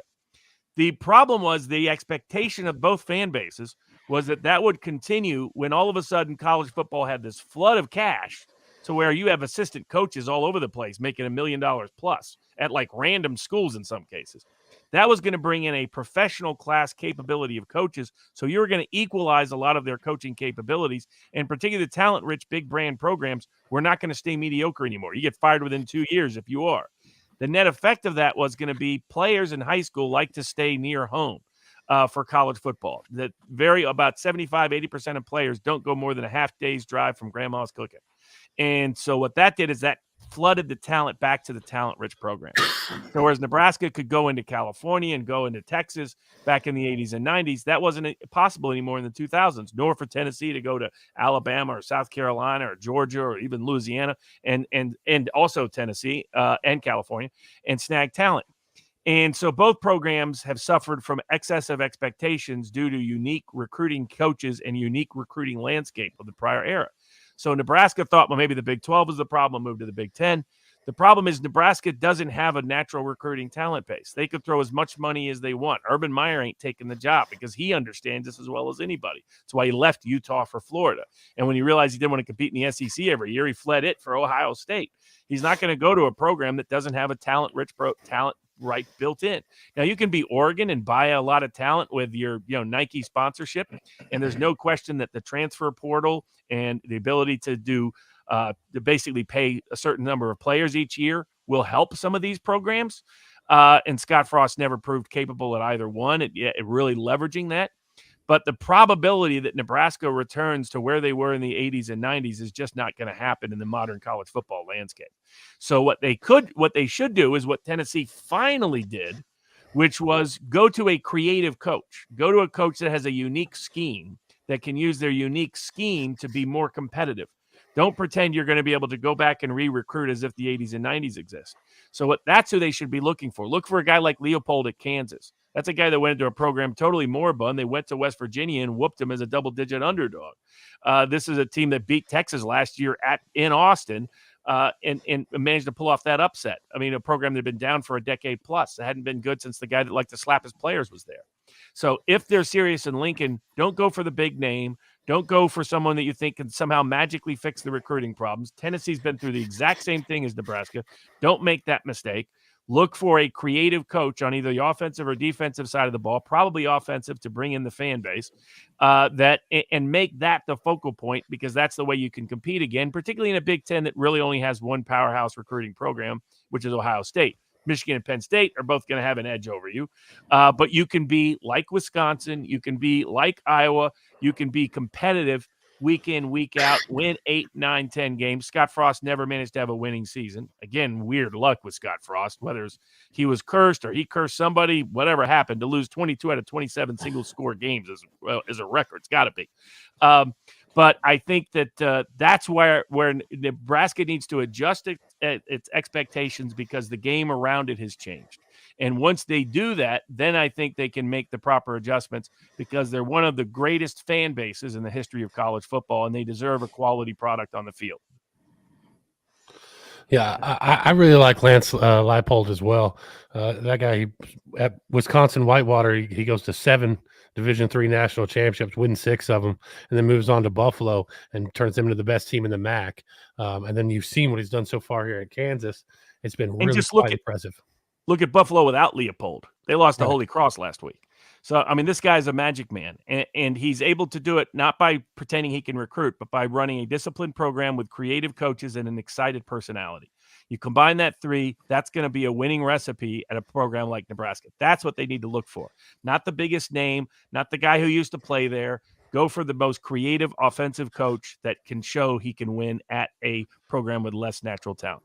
I'd say look at a guy like Mark Stoops at Kentucky too, though. I why still he would think leave the SEC, but exactly. I think if you're Mark Stoops, you don't leave. Like there's always talk they're going to get Urban Meyer. It's like Urban Meyer's not going to Lincoln. Urban Meyer might go to UCLA, right, where he's got a natural talent recruiting base in the local area. Urban Meyer's not going to a place that doesn't have a natural talent recruiting edge. He understands this as well as anybody. That's why he left Utah. Yeah, a couple guys I like to look at, man. Be maybe Matt Campbell, the head coach at Iowa State. If he would leave, I mean, he's he would leave, bigger gigs. Yeah, if he would leave, But he's a very solid coach. Yeah, and another one that nobody's really talking about, man, that I like is Luke Fickell at Cincinnati, a guy that maybe is trying to step up. We have this list of how we rank these teams all time and stuff like that. Nebraska is obviously up there in those rankings. A guy that has some Big Ten experience, didn't do great at Ohio State, and obviously that's a spot he would like to go back to, but I don't see him ever getting an opportunity to be the head coach at Ohio State. So maybe being able to work his way into the Big Ten at a place like Nebraska would be something to be able to use his recruiting base and his success rate and stuff that he has had at Cincinnati, and maybe could transform something out there. No doubt. Yeah. There you go. It's going to be interesting.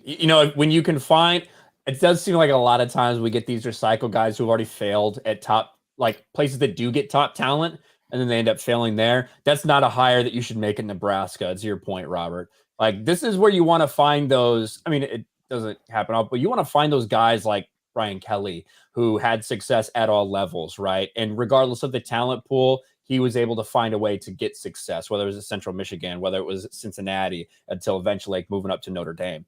But those guys aren't necessarily just all over the place. Right. So, yeah. But when we look at these games, when we do look at the games, and of course, I lost the tab for a second here. So let me pull it back up. When we do look at the games, we got 10 big games that we're going to take a look at today. The first one, Florida State at Louisville. Thursday night's ESPN matchup brings the Noles to Louisville for this ACC rivalry. Vegas is predicting the Florida State over Louisville by a margin of 30-27. It's almost 90% of the early public tickets pour in on the road favorites. As the line moves to the Florida State by 2.5 and minus 140, the public is split on the total of 57. It continues to rise in Vegas. I get why the Noles are favored because Louisville had that slow start against Syracuse. Though Syracuse has a completely different offensive scheme this year, and they had a lot of bad luck in that game. And then Louisville went down and pulled the upset against Central Florida. That was one of our picks at sportspicks.locals.com. Louisville gets this game at night at home in Louisville, has a very good college football base, a very good fan base. And Louisville's beat them twice in the last 2 seasons. It's a lot to believe that Florida State is really back. I mean, they kind of got lucky in their loss against LSU and their win against LSU. I mean, a missed extra point or it's OT.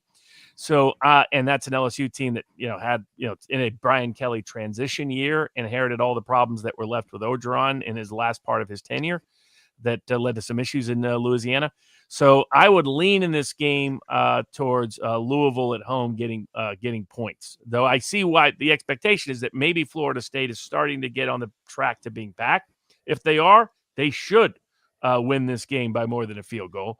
But until I see it, I would lean Louisville.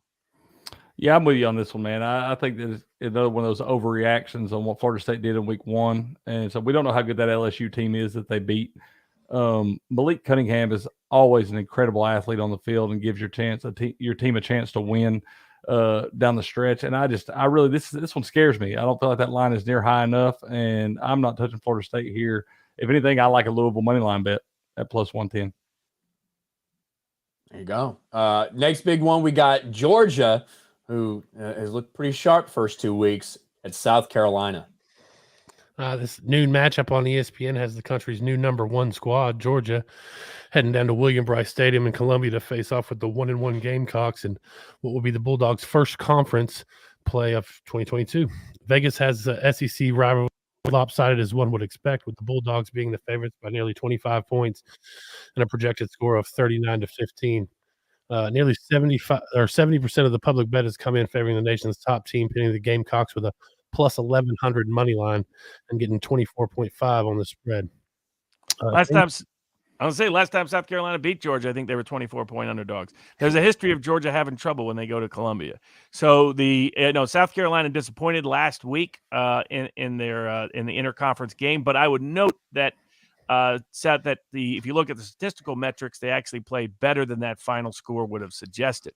There's still justifiable reason for cause of concern for Spencer Rattler, particularly behind a makeshift offensive line and without elite pass-catching talent. Georgia's defense has been absolutely dominant as they suffocated Oregon, though one would note Oregon had many chances, actually drove 5 out of the 6 first drives. They moved into Georgia territory. They just managed to have the Bo Nix curse continue to come back and strike them with ill-timed turnovers and other mistakes. So I would lean towards South Carolina with that big of a line. But this will see whether the Spencer Rattler transfer pays off, because if he's going to be at least decent, then this game will be more competitive than that spread suggests. If Georgia's a great test, if, on the other hand, the problems he had at Oklahoma are deeply problems, then that would be issues by which the spread may be easily covered. One caveat with all of this, both for the total and the points, there is a good friendship between the baby Beamer and Kirby Smart at Georgia, so don't expect Georgia to run up the score. If they get the chance, they'll sit on the ball. Yeah, I'm with you there. This is a game I looked at the total. Sitting at 55 right now is what I see on DraftKings, and I like the under 55 here. Like you said, this is a spot where Georgia traditionally has some problems on the road in Columbia. I could see this game being close maybe early on, but Georgia kind of salted away toward the end. I don't want to give up the 24.5, but this is a spot where you, like I said, maybe call the dogs off late. I think that defense is going to be too much for Spencer Rattler and company, and but I could definitely see going under 55 right here. I think we had a similar situation with Georgia last week in Samford, right? We had a good relationship with that coach. They scored 30 points in the first half, do nothing the second half, just kind of out of respect for Chris Hatcher, I believe. So, Exactly. Yeah, not always the way it's going to play out in the NCAA for sure. Oklahoma and Nebraska, a Nebraska team we just got done talking about. Another high noon matchup on Fox. We'll have number 6 Oklahoma headed over to Memorial Stadium in Lincoln to face the reeling Cornhuskers of Nebraska. Vegas sees the Huskers as the home dog in this one with a predicted outcome of 39-28 in favor of the traveling Sooners, who are grabbing a minus 430 money line, minus 11 spread. After losing to Georgia Southern last week in a 45-42 thriller, Nebraska AD Trev Alberts decided to cut the cord on the Scott Frost era, and former wide receiver coach, now interim head coach, Mickey Joseph, will look to right the ship against Brent Venables' 2-0 Sooners, the country's 45th best team in total defense, having only allowed 1 offensive touchdown so far this year. Big names like Gary Patterson and Deion Sanders may be taking flights out to Lincoln in the next few weeks, but until then, be ready for quite the shakeup in Big Red Country. What's the public betting on this game? I'd be curious, because this is a game where people wonder about, is there going to be a rally effect because they really didn't like Frost? They want to prove they're decent against the long-standing rival. I mean, even though this is Big 12 versus Big 10, it wasn't historically. It used to be one of the greatest Big 8 rivalries in college football in the interconference era when they were both in the same conference. But others think that maybe they really liked Frost. They're going to be down. They feel the season is lost, and that or that there's just a real mismatch here of systemic problems. Where's the public thinking the game's going to go? I don't have that in front of me here. All right, yeah, so take a look at that. My read on it is, at one level, this is the big question we're going to find out. Is Nebraska's problem a talent problem, or was it just a coaching problem?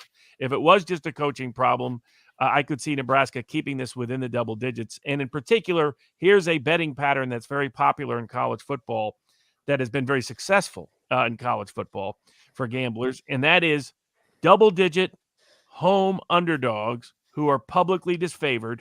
In other words, the public's not betting on them, who are on national TV. By national TV, I mean ABC, CBS, NBC, Fox, or the main ESPN channels. So not the ESPN U's and the ESPN 3s and the ESPN Pluses and the ACC network, none of that. But you're getting millions of live views, because the reason is that generally if there was reason to put the game on TV, it probably shouldn't be a double-digit spread. And if the public's hammering the favorite, Vegas kind of knows this too, and they're putting the spread up a little higher than they think it should be because they know the public's on one side of the action. So Nebraska fits that pattern. So on that basis, I would lean towards Nebraska, but it's a big open question because Oklahoma has looked good under Venables. This is his first time on the road as a first-year head coach in Sooner Land. And at times, the Huskers have looked awful. They looked awful against Northwestern. Northwestern turned around and got romped by lowly Duke. And then, of course, they lost to Georgia Southern. They're 0-3 against the spread to start the season, the Huskers. A lot of wise guy and smart money is out on Nebraska and has been, and they've been getting burned of late. But that other trend would suggest that Nebraska could cover, and it was competitive last year in Oklahoma. And so that would suggest that they could hang in there. And if the problem wasn't a talent problem, but it was a coaching problem, don't be surprised if it's a single-digit score going towards the end. Yeah, man, this is a game where you really got to be careful with old renewed rivalry and stuff, the disarray in Nebraska. I don't know that I'm really going to lean. If I got to lean towards something, I'm looking under 66.5 right here. That's a lot of points for a team that doesn't. Actually, that may be a good bet because the early weather reports are the wind may be bad in Lincoln. It may be like 15 to 20 degrees, and 15 to 20 miles per hour. And for those folks out there, it's one of the biggest predictors of unders. It's not rain, it's not snow, it's not cold, it's wind, because you have trouble throwing the ball, as we saw last year in that New England game. Oh, absolutely. Yeah, I think that, like I said, I think the under is the way I'm leaning in this game, man. You got you're gonna have an interim coach coming in, maybe a little bit of different offensive mindset and stuff with those guys. It's an old school rivalry game where these guys are going to be hyped up for that. So I don't see any way this game gets over the 66.5 points. Now we have Cal headed to Notre Dame, the 0-2 Fighting Irish. Thankfully, they're finally out of the top 25. Never deserved to be there in the first place. Well, they were top 5, remember? Preseason. They were top 5. And they managed to start out 0-2, lose to Marshall. Marshall at home. Pathetic. Coming on at 2:30 on the NBC Peacock app, you have the Golden Bears of Cal headed up to South Bend to visit Touchdown Jesus and the Fighting Irish. Although Vegas's preseason luster for Notre Dame has worn quite a bit in the first 2 weeks of the season, Marcus Freeman's Irish are still expected to handle business to the tune of 26-15, pairing with a plus 300 money line for the Bears, who are getting 10.5 in this one. The public is fairly split on this one at the box, with just 57% of the money coming in favor of Notre Dame at home. However, with Cal averaging 27 points per game, we could see this one move a little closer to the middle come game day. I think with Cal, the question is their offense at times has been very bad in the last several years under the Justin Wilcox era. Briefly a defensive coordinator at Tennessee. Has been a creative defensive coordinator, but lost some key players in the offseason. So if I had a lean, I would lean that Notre Dame will respond under Marcus Freeman, who has a top 5 recruiting class coming in and needs to bounce back in this game after the disastrous debacle of Marshall. What he cannot afford is to start out 0-3 with 2 of those games coming as losses at home as double-digit favorites. But I don't know if I can get to the window with the Fighting Irish, given some of the problems that their offense is currently experiencing without Brian Kelly at the helm. What do you think, Cricket? Yeah, man, that Notre Dame offense is atrocious. It's absolutely garbage right now. I know this total is very low for a college football game at 40.5. And I'm looking for the under here. I really am. I'm kind of piling up on unders, but I could see this being a 21-7, 21-10 type game. I don't really want to jump on either side of it, but both these offenses are pretty bad, and I don't see anybody waking up with a miracle this weekend. Well, and Notre Dame's starting quarterback's out. He's done. Yeah. He's going to miss like 4 months too. Buckner's out. Yeah. So I don't know if that's a good thing or a bad thing for them. They were both bad last week. Yeah. But that's just the reality, man. Notre Dame, hey, nothing makes me smile like Notre Dame playing like shit. What you said. I'm always happy about that. Now we got BYU and up to Oregon. This week's first top 25 matchup has the number 12 Cougars traveling to Eugene to take on number 25 Oregon. Vegas has the Ducks at -3.5 at home, an expected score of 31-27. Cougars are coming in at a +140 money line after dispatching number 17 Baylor last week at home, and the public must have watched with 55% of the bet coming in on for the visitors in this one. Oregon rebounded well last week after its disappointing first showing against then number 2 Georgia, thumping Eastern Washington 70-14. But this will be the first real test to set up the remainder of the season moving forward.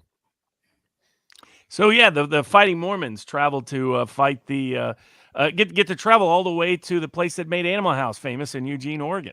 So the big question for me is how well Oregon's first-year coach is doing fundamentally. We don't know a whole lot. We saw the debacle in Atlanta. We saw the bounce back against the more lower ranked, but often lower division, but often competitive Eastern Washington squad that wasn't competitive in Eugene. And Michael Penix, Michael Penix, Washington coach, the Bo Nix has done decent at times in these kind of situations. The question is which Bo Nix you're going to get. I mean, the last time we saw, I think the spread reflects the fact the last time everybody saw what was for some a top 10 Oregon team based on talent, recruiting, and capabilities when they went to Atlanta. That you hadn't seen somebody from outside of Atlanta treated that badly since Burt Reynolds and crew went down in Deliverance, the way Georgia treated them. So we'll see how much they're able to bounce back. My lean, I think, would be towards Oregon, but it really depends on how much you think this first-year coach at Oregon can put it together, how much Georgia game was more of an anomaly than a predictability, how much the BYU performance against Baylor reflects Baylor's offensive ineptitude rather than newfound BYU strength. But that would be slightly where my lean is. Yeah, I think Oregon is a product of the overreaction on what they did against Georgia, and that Georgia defense is very good. It's a national championship caliber defense and stuff. So I think we got to kind of lay off that a little bit. I think this BYU defense is still very good. So I'm going to lean toward the under in this one too at 58. But I think I like an Oregon money line bet. I don't want to give the 3.5, but you can get less than 2-1 on your money. Betting Oregon on the money line, it's right at -185 right now. So I like the Ducks on the money line here, but my real bet in this game is leaning on the under 58. There we go. Now we got Ole Miss and Georgia Tech. What does that look like? The 3:30 slot over on ABC has the Rebels of Ole Miss headed to Bobby Dodd Stadium in downtown Atlanta to match up against the Ramblin' Wreck of Georgia Tech. Vegas likes Lane Kiffin's squad in this one with the Rebels at -16.5 points on the road and a projected score of 40-24. Meanwhile, Tech looked pedestrian against the number 5 Clemson to start the year. Well, at least in the fourth quarter. But after handling Western Carolina last weekend, they still have 40% of the public betting an interesting +475 money line at home. Ole Miss additionally is averaging over 43 points per game, but hasn't exactly looked like a polished unit thus far, making the Vegas total of 64 an interesting number to watch moving forward in the Southern out-of-conference showdown. This is another one of those matchups where you have national TV, double-digit home underdog that's publicly disfavored. Jeff Collins really needs to get at least look decent or competitive, or his tenure in Atlanta may be very short indeed. So now, on the other hand, Ole Miss's offense has had issues replacing their quarterback that's now in the league, though, I think on IR.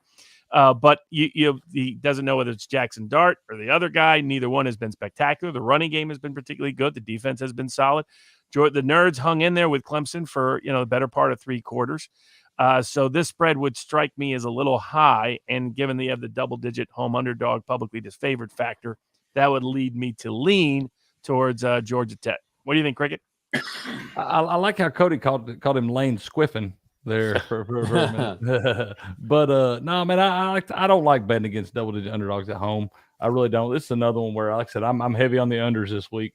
But 64 is a lot of points for a team that only put 7 up against Clemson. And I just don't see, like you said, Ole Miss has got some problems on offense. Maybe not problems. They just haven't quite figured it all out yet. Lane Kiffin has the ability to put a team on the field that's going to score some points. But 64 is a lot of points in this game. And, I could see Ole Miss winning this game 35-10, something like that. And I just don't see any way they get to the 64 in the total right here. Yeah, well, speaking of road favorites here, you got Penn State heading down to Auburn. Also in the 3:30 slot over on CBS will be the number 22 Nittany Lions of Penn State going into an always lively Jordan Hare Stadium down in Auburn to take on Brian Harrison's 2-0 Tigers. Vegas favors the visiting Lions in this one to the tune of 3 points with an expected outcome of 26-23 for State. Fairly enough, the Tigers have only scored over 24 points once this year, and that was against a lowly Mercer squad whose sole bright spot of the season was a 63-13 victory over Morehead State. The public is also following the favorite on this one, as nearly 60% of the bets have come in on the side of the visiting Nittany Lions. Lastly, if neither offense falls completely off the tracks, Vegas' 48-point total in this game might be fun to look for those who love taking the over. Yeah, it's interesting. I mean, the thing is, Auburn barely could survive San Jose State last week. They almost lost to Georgia State last year. They have no quarterback. They have no wide receivers. They do have a good running game and at times a dominating defense, but not as dominant as some of its past seasons. On the other hand, James Franklin's a 500 coach on the road against the spread. So he hasn't been the big money maker that he has been at times at home. So, on paper, Penn State should dominate, given the talent edge and given the problems of Auburn's offense and given the current Auburn's coaching staff may soon be dispatched by season's end as they're nervous already on the plains.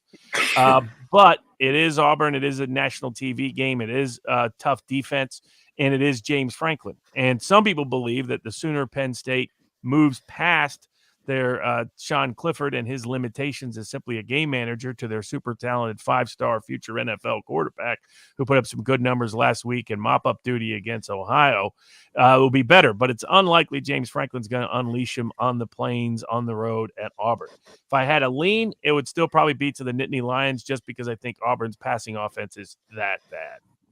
Cricket? Yeah, I like Penn State on the money line here. I don't want to lay the 3. Like you said, James Franklin's record on the road against the spread is not great. You are traveling to SEC country. You're going to be in a big stadium. A lot of things you got to deal with there. It's a 3:30 game. You don't have to necessarily have the nighttime atmosphere and stuff that you would deal with in some of those SEC stadiums.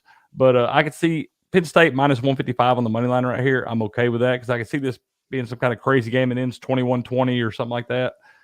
So really, if I'm leaning a certain way here, this is probably a game I avoid altogether, to be honest. But I would, if I had a lean, I would go minus 155 on the money line for Penn State. Now we have the, I would say quietly kind of moving up the charts here. 11th ranked Michigan State heading to Washington. What's that look like, Cody? Coming on at 7:30 on ABC, got another pair of undefeateds. This number 11 Michigan State travels out to Seattle to take on the Huskies of Washington.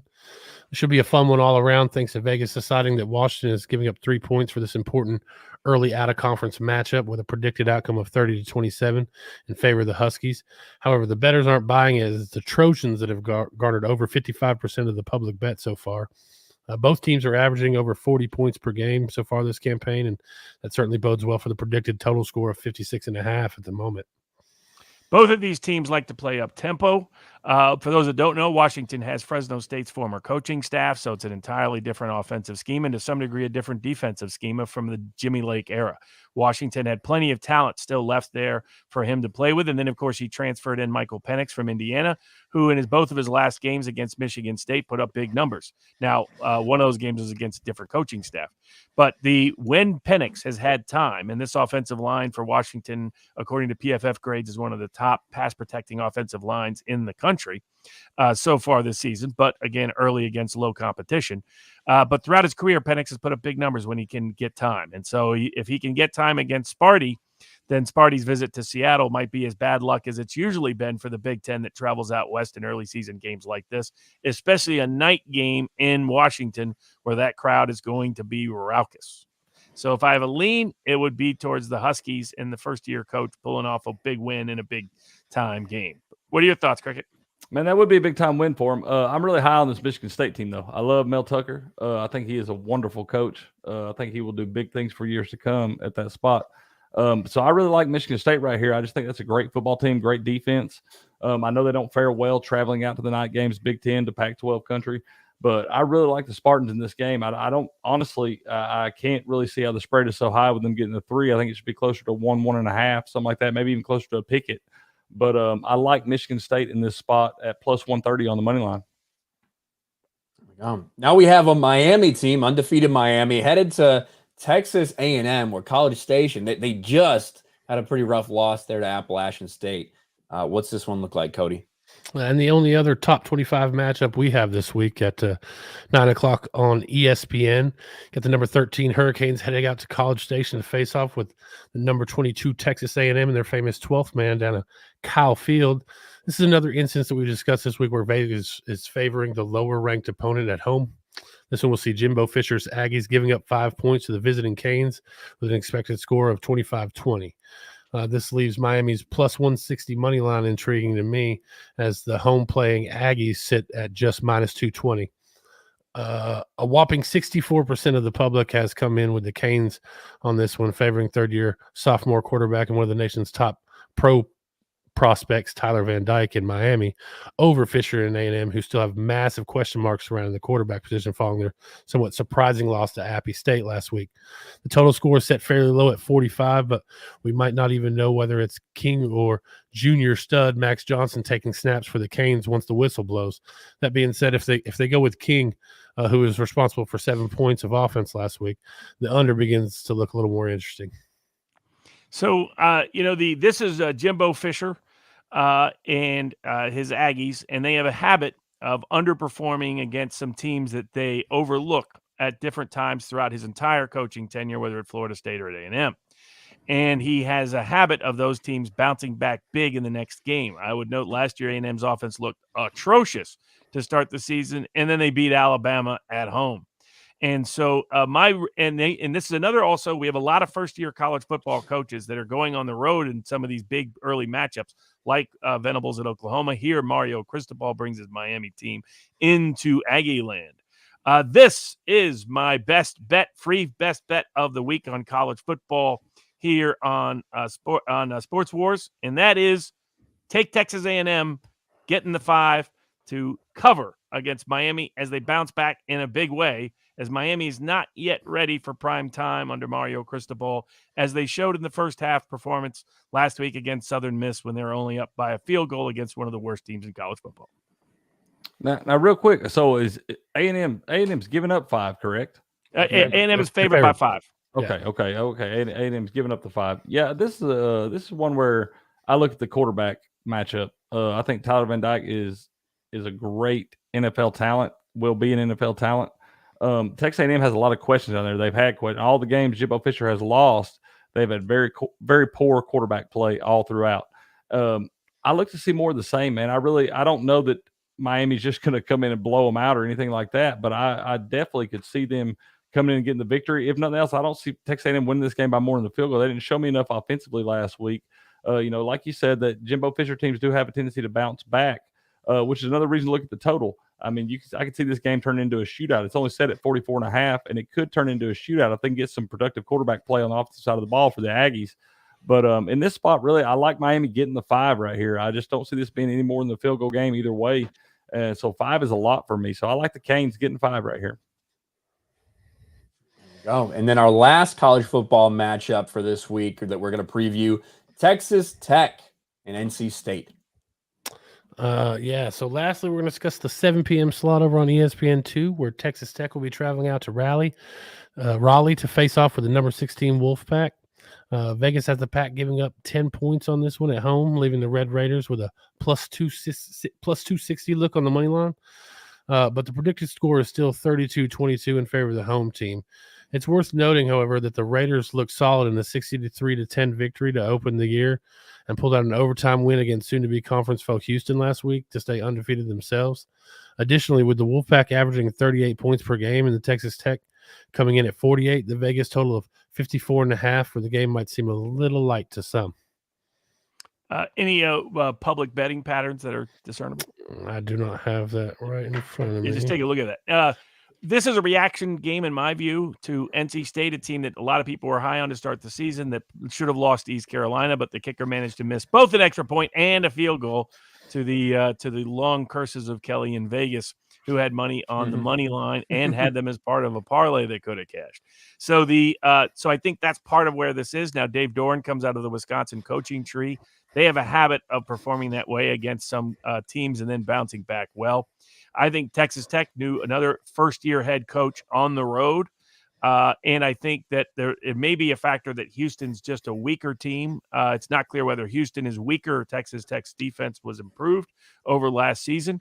They got a lot of chaos at quarterback. He's a guy that either will hit big or hit big for the other team, that kind of guy. So I would lean towards the Wolfpack at home as long as it's 10 or under, but just a lean. What do you think, Cricket? This is another one I looked at the total. It's a 54. I like to go under here. I look at what North Carolina State did against East Carolina in week 1. Much tougher matchup. They didn't play as well. Texas Tech coming off a big win. They're going to have to travel on the road to the East Coast. I look for them to not be able to put as many fireworks together this week as they did last week. It took them overtime to get to 33 points or whatever anyway. And North Carolina State, I look this to be a pretty hard-hitting matchup. This could be a good football game to watch, an interesting football game to watch. I want to see what both these teams can do. But I'm not so sold on North Carolina State just yet. And I'm not as down on Texas Tech. Some people, they're started out 2-0, but a lot of people aren't really giving them kind of the respect they deserve. It was a big win for them last week against Houston. And so this game I could see kind of hitting each other in the mouth all throughout. And I don't see him getting to the 54 that is the total. So I'm going to take the under right here. And to the chat question about Mississippi State at LSU, the big question is, has Brian Kelly fixed things? I mean, they beat up on Southern, but that's not a real matchup. So Mississippi State looked very good against Arizona on the road. The defense is still playing very well. Will Rogers may be the best quarterback, as he's putting up some of the stats of the best quarterback maybe ever in the Mike Leach era, but this is on the road in the Bayou. And that's a tough place to take Mississippi State to beat a more talented, at least from a recruiting perspective, LSU team and a Brian Kelly team that needs to rebound from that debacle in New Orleans, losing to Florida State in the opening week. So if I had a lean, the lean would be towards LSU. LSU plays really well in home games at night too. So they're drunk and crazy. They're drunk and crazy by noon in Baton Rouge, and by nighttime it's wild. Absolutely. The public on that Texas Tech North Carolina State game, 53% of the cash is on NC State, 99% of the cash is on Texas Tech on the money line, and 93% of the cash is on the over. Interesting. Yeah. I do think when you look at the LSU game, man, think of what's going to happen if Brian Kelly starts 1-2 there. Especially like Florida State, a team that these days there's not a lot of respect for in the SEC, haven't been good in the better part of a decade, and a Mississippi State team they're used to beating. So, to open up the seat, and they already have locker room issues, and they were going to have locker room issues because this was as big a culture turnover as you possibly could have, from carefree Ed Orgeron, hey, look at that blonde, I'm going to leave my wife and head out the door now, to Brian Kelly, by the book, Notre Dame academics guy. So he needs to control that locker room and to get confidence of his team as well. And by the way, the alumni at LSU, very tough. I remember when Les Miles, 1 year after he won the national championship, I was down in New Orleans talking to some of the big boosters. I was there at a separate meeting, not related to that, but they were big boosters, and they already wanted Les Miles fired then. So that's your LSU fan base. Nick Saban spoiled him, and now they expect titles all the time. This is Ed Orgeron, wins a national title, greatest season in the history of LSU. Does have 2 disappointing seasons, but is summarily terminated. That gives an idea. It wasn't even a question. It wasn't like even a question. Yeah, it fucking gone. And he was a local. He was a native. He was a Louisianan. He was a Cajun. So imagine what they do to Brian Kelly if he doesn't turn. He was hired to turn it around. He wasn't hired to lose to Mike Leach. If he starts 1-2, he better work a lot harder on that accent. That's all. Yeah, that's what I mean. Like the whole thing for Brian Kelly to me looks really bad. It just the way that he left Notre Dame. I thought was a very bad look for him. Then all of a sudden coming down and clearly putting on an act for everybody to try to be liked. And that's weird because you could say a lot of things about Brian Kelly at Notre Dame. He didn't try to be liked. That's a weird thing for him. It's a different thing for him. That's why everyone knows it's an act when he's doing this at LSU. So I don't know. I mean, this could end up being really rough, really quick for him. Yeah, he's been on record saying, this is the first spot he's really felt like he can kind of be himself and do his own thing and not so much be by the book. He said he wore a suit and tie almost every day at Notre Dame, and that was kind of uncomfortable for him. He felt like he had to be by the book. So he's finally got somewhere where he can do what he wants to do, I guess. I think he's a liar. He can dance in the recruiting videos. Right. I think Brian Kelly would love a place where it's like Catholic school, everything's buttoned up, like he can control his players. That's what I think Brian Kelly likes. Well, he was there. He was there. Why did he leave? I don't know. I mean, Honestly, just because I think that they just can't get the same recruits to South Bend that you can in the SEC. You just can't, especially when you do have some sort of educational standards there. That's a problem for recruiting. Fair enough. Exactly. But that does it for us for this week, guys. So we got 2 hours show in talking about previews for the NFL, previews for college. We did have one super chat talking about college football from Gabriel Knight for 5, with UCLA and USC going to the Big Ten and UT and OU going to the SEC. What's the end game of this realignment? 2 power conferences, end of the NCAA? Super conferences, and now they're going to go to a 12-team playoff. So that's where it was heading. It was heading towards super conferences for TV contract reasons and playoffs to resolve postseason issues.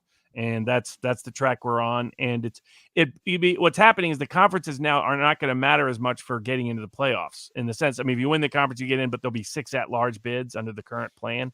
So it mitigates the consequence of conferences on your postseason aspirations. And conferences now are almost entirely about TV contracts, and that's what you're seeing, and that's what will continue to happen. Yeah, I think super conference is the future for sure. I mean, I look for even something at some point, maybe a kind of a Big 12, Pac-12 type merger or something like that to maybe compete at that level with TV contracts and stuff. But yeah, I think super conference is definitely the future. Yep. Yeah, it's kind of the stuff that's going on in college football right now. If you would have told everybody a decade ago this was happening, they'd think you're nuts. When you're talking about players getting paid millions of dollars, when you're talking about coaches changing teams, and by the way, every player that I want to can just do the transfer portal and come with me. Like it's a different ball game than it was a decade ago. And Absolutely. Whether you think that's a good thing or a bad thing, it's completely up to the person. But it certainly is a different time in college football right now. I think it will start to equalize talent over time, because your elite programs won't be able to maintain depth because players that aren't getting starting time will be out the door. And it will help programs like a Tennessee and Nebraska, other programs that don't have a big recruiting edge, but if they have the right coaching staff, they can use the transfer portal to be more competitive. Right. Yeah. But thank you guys for hanging out. We appreciate it. Again, we're tweaking this. We're fine tuning it. We're making it better. It's going to be better next week too. So Cricket, Cody, Robert, thank you guys so much for joining us here on Sports Wars. Again, let's hear a pitch for sports picks.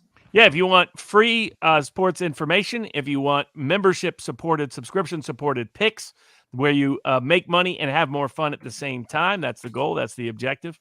Sportspicks.locals.com. We have picks on. We usually have on average over 50 picks that we recommend every single week, and then give out a range of free information, live streaming, a whole bunch of other stuff too. Absolutely. Thanks for having us, Ryan. Always a pleasure, man. Absolutely. Thanks, man. Yeah, absolutely. This has been great, everyone. guys. So good luck this weekend. That's right, Cody. Good luck, everybody. Everybody go out there and make some fucking money. But we will talk to you guys next week, same time. Have a good weekend. Peace.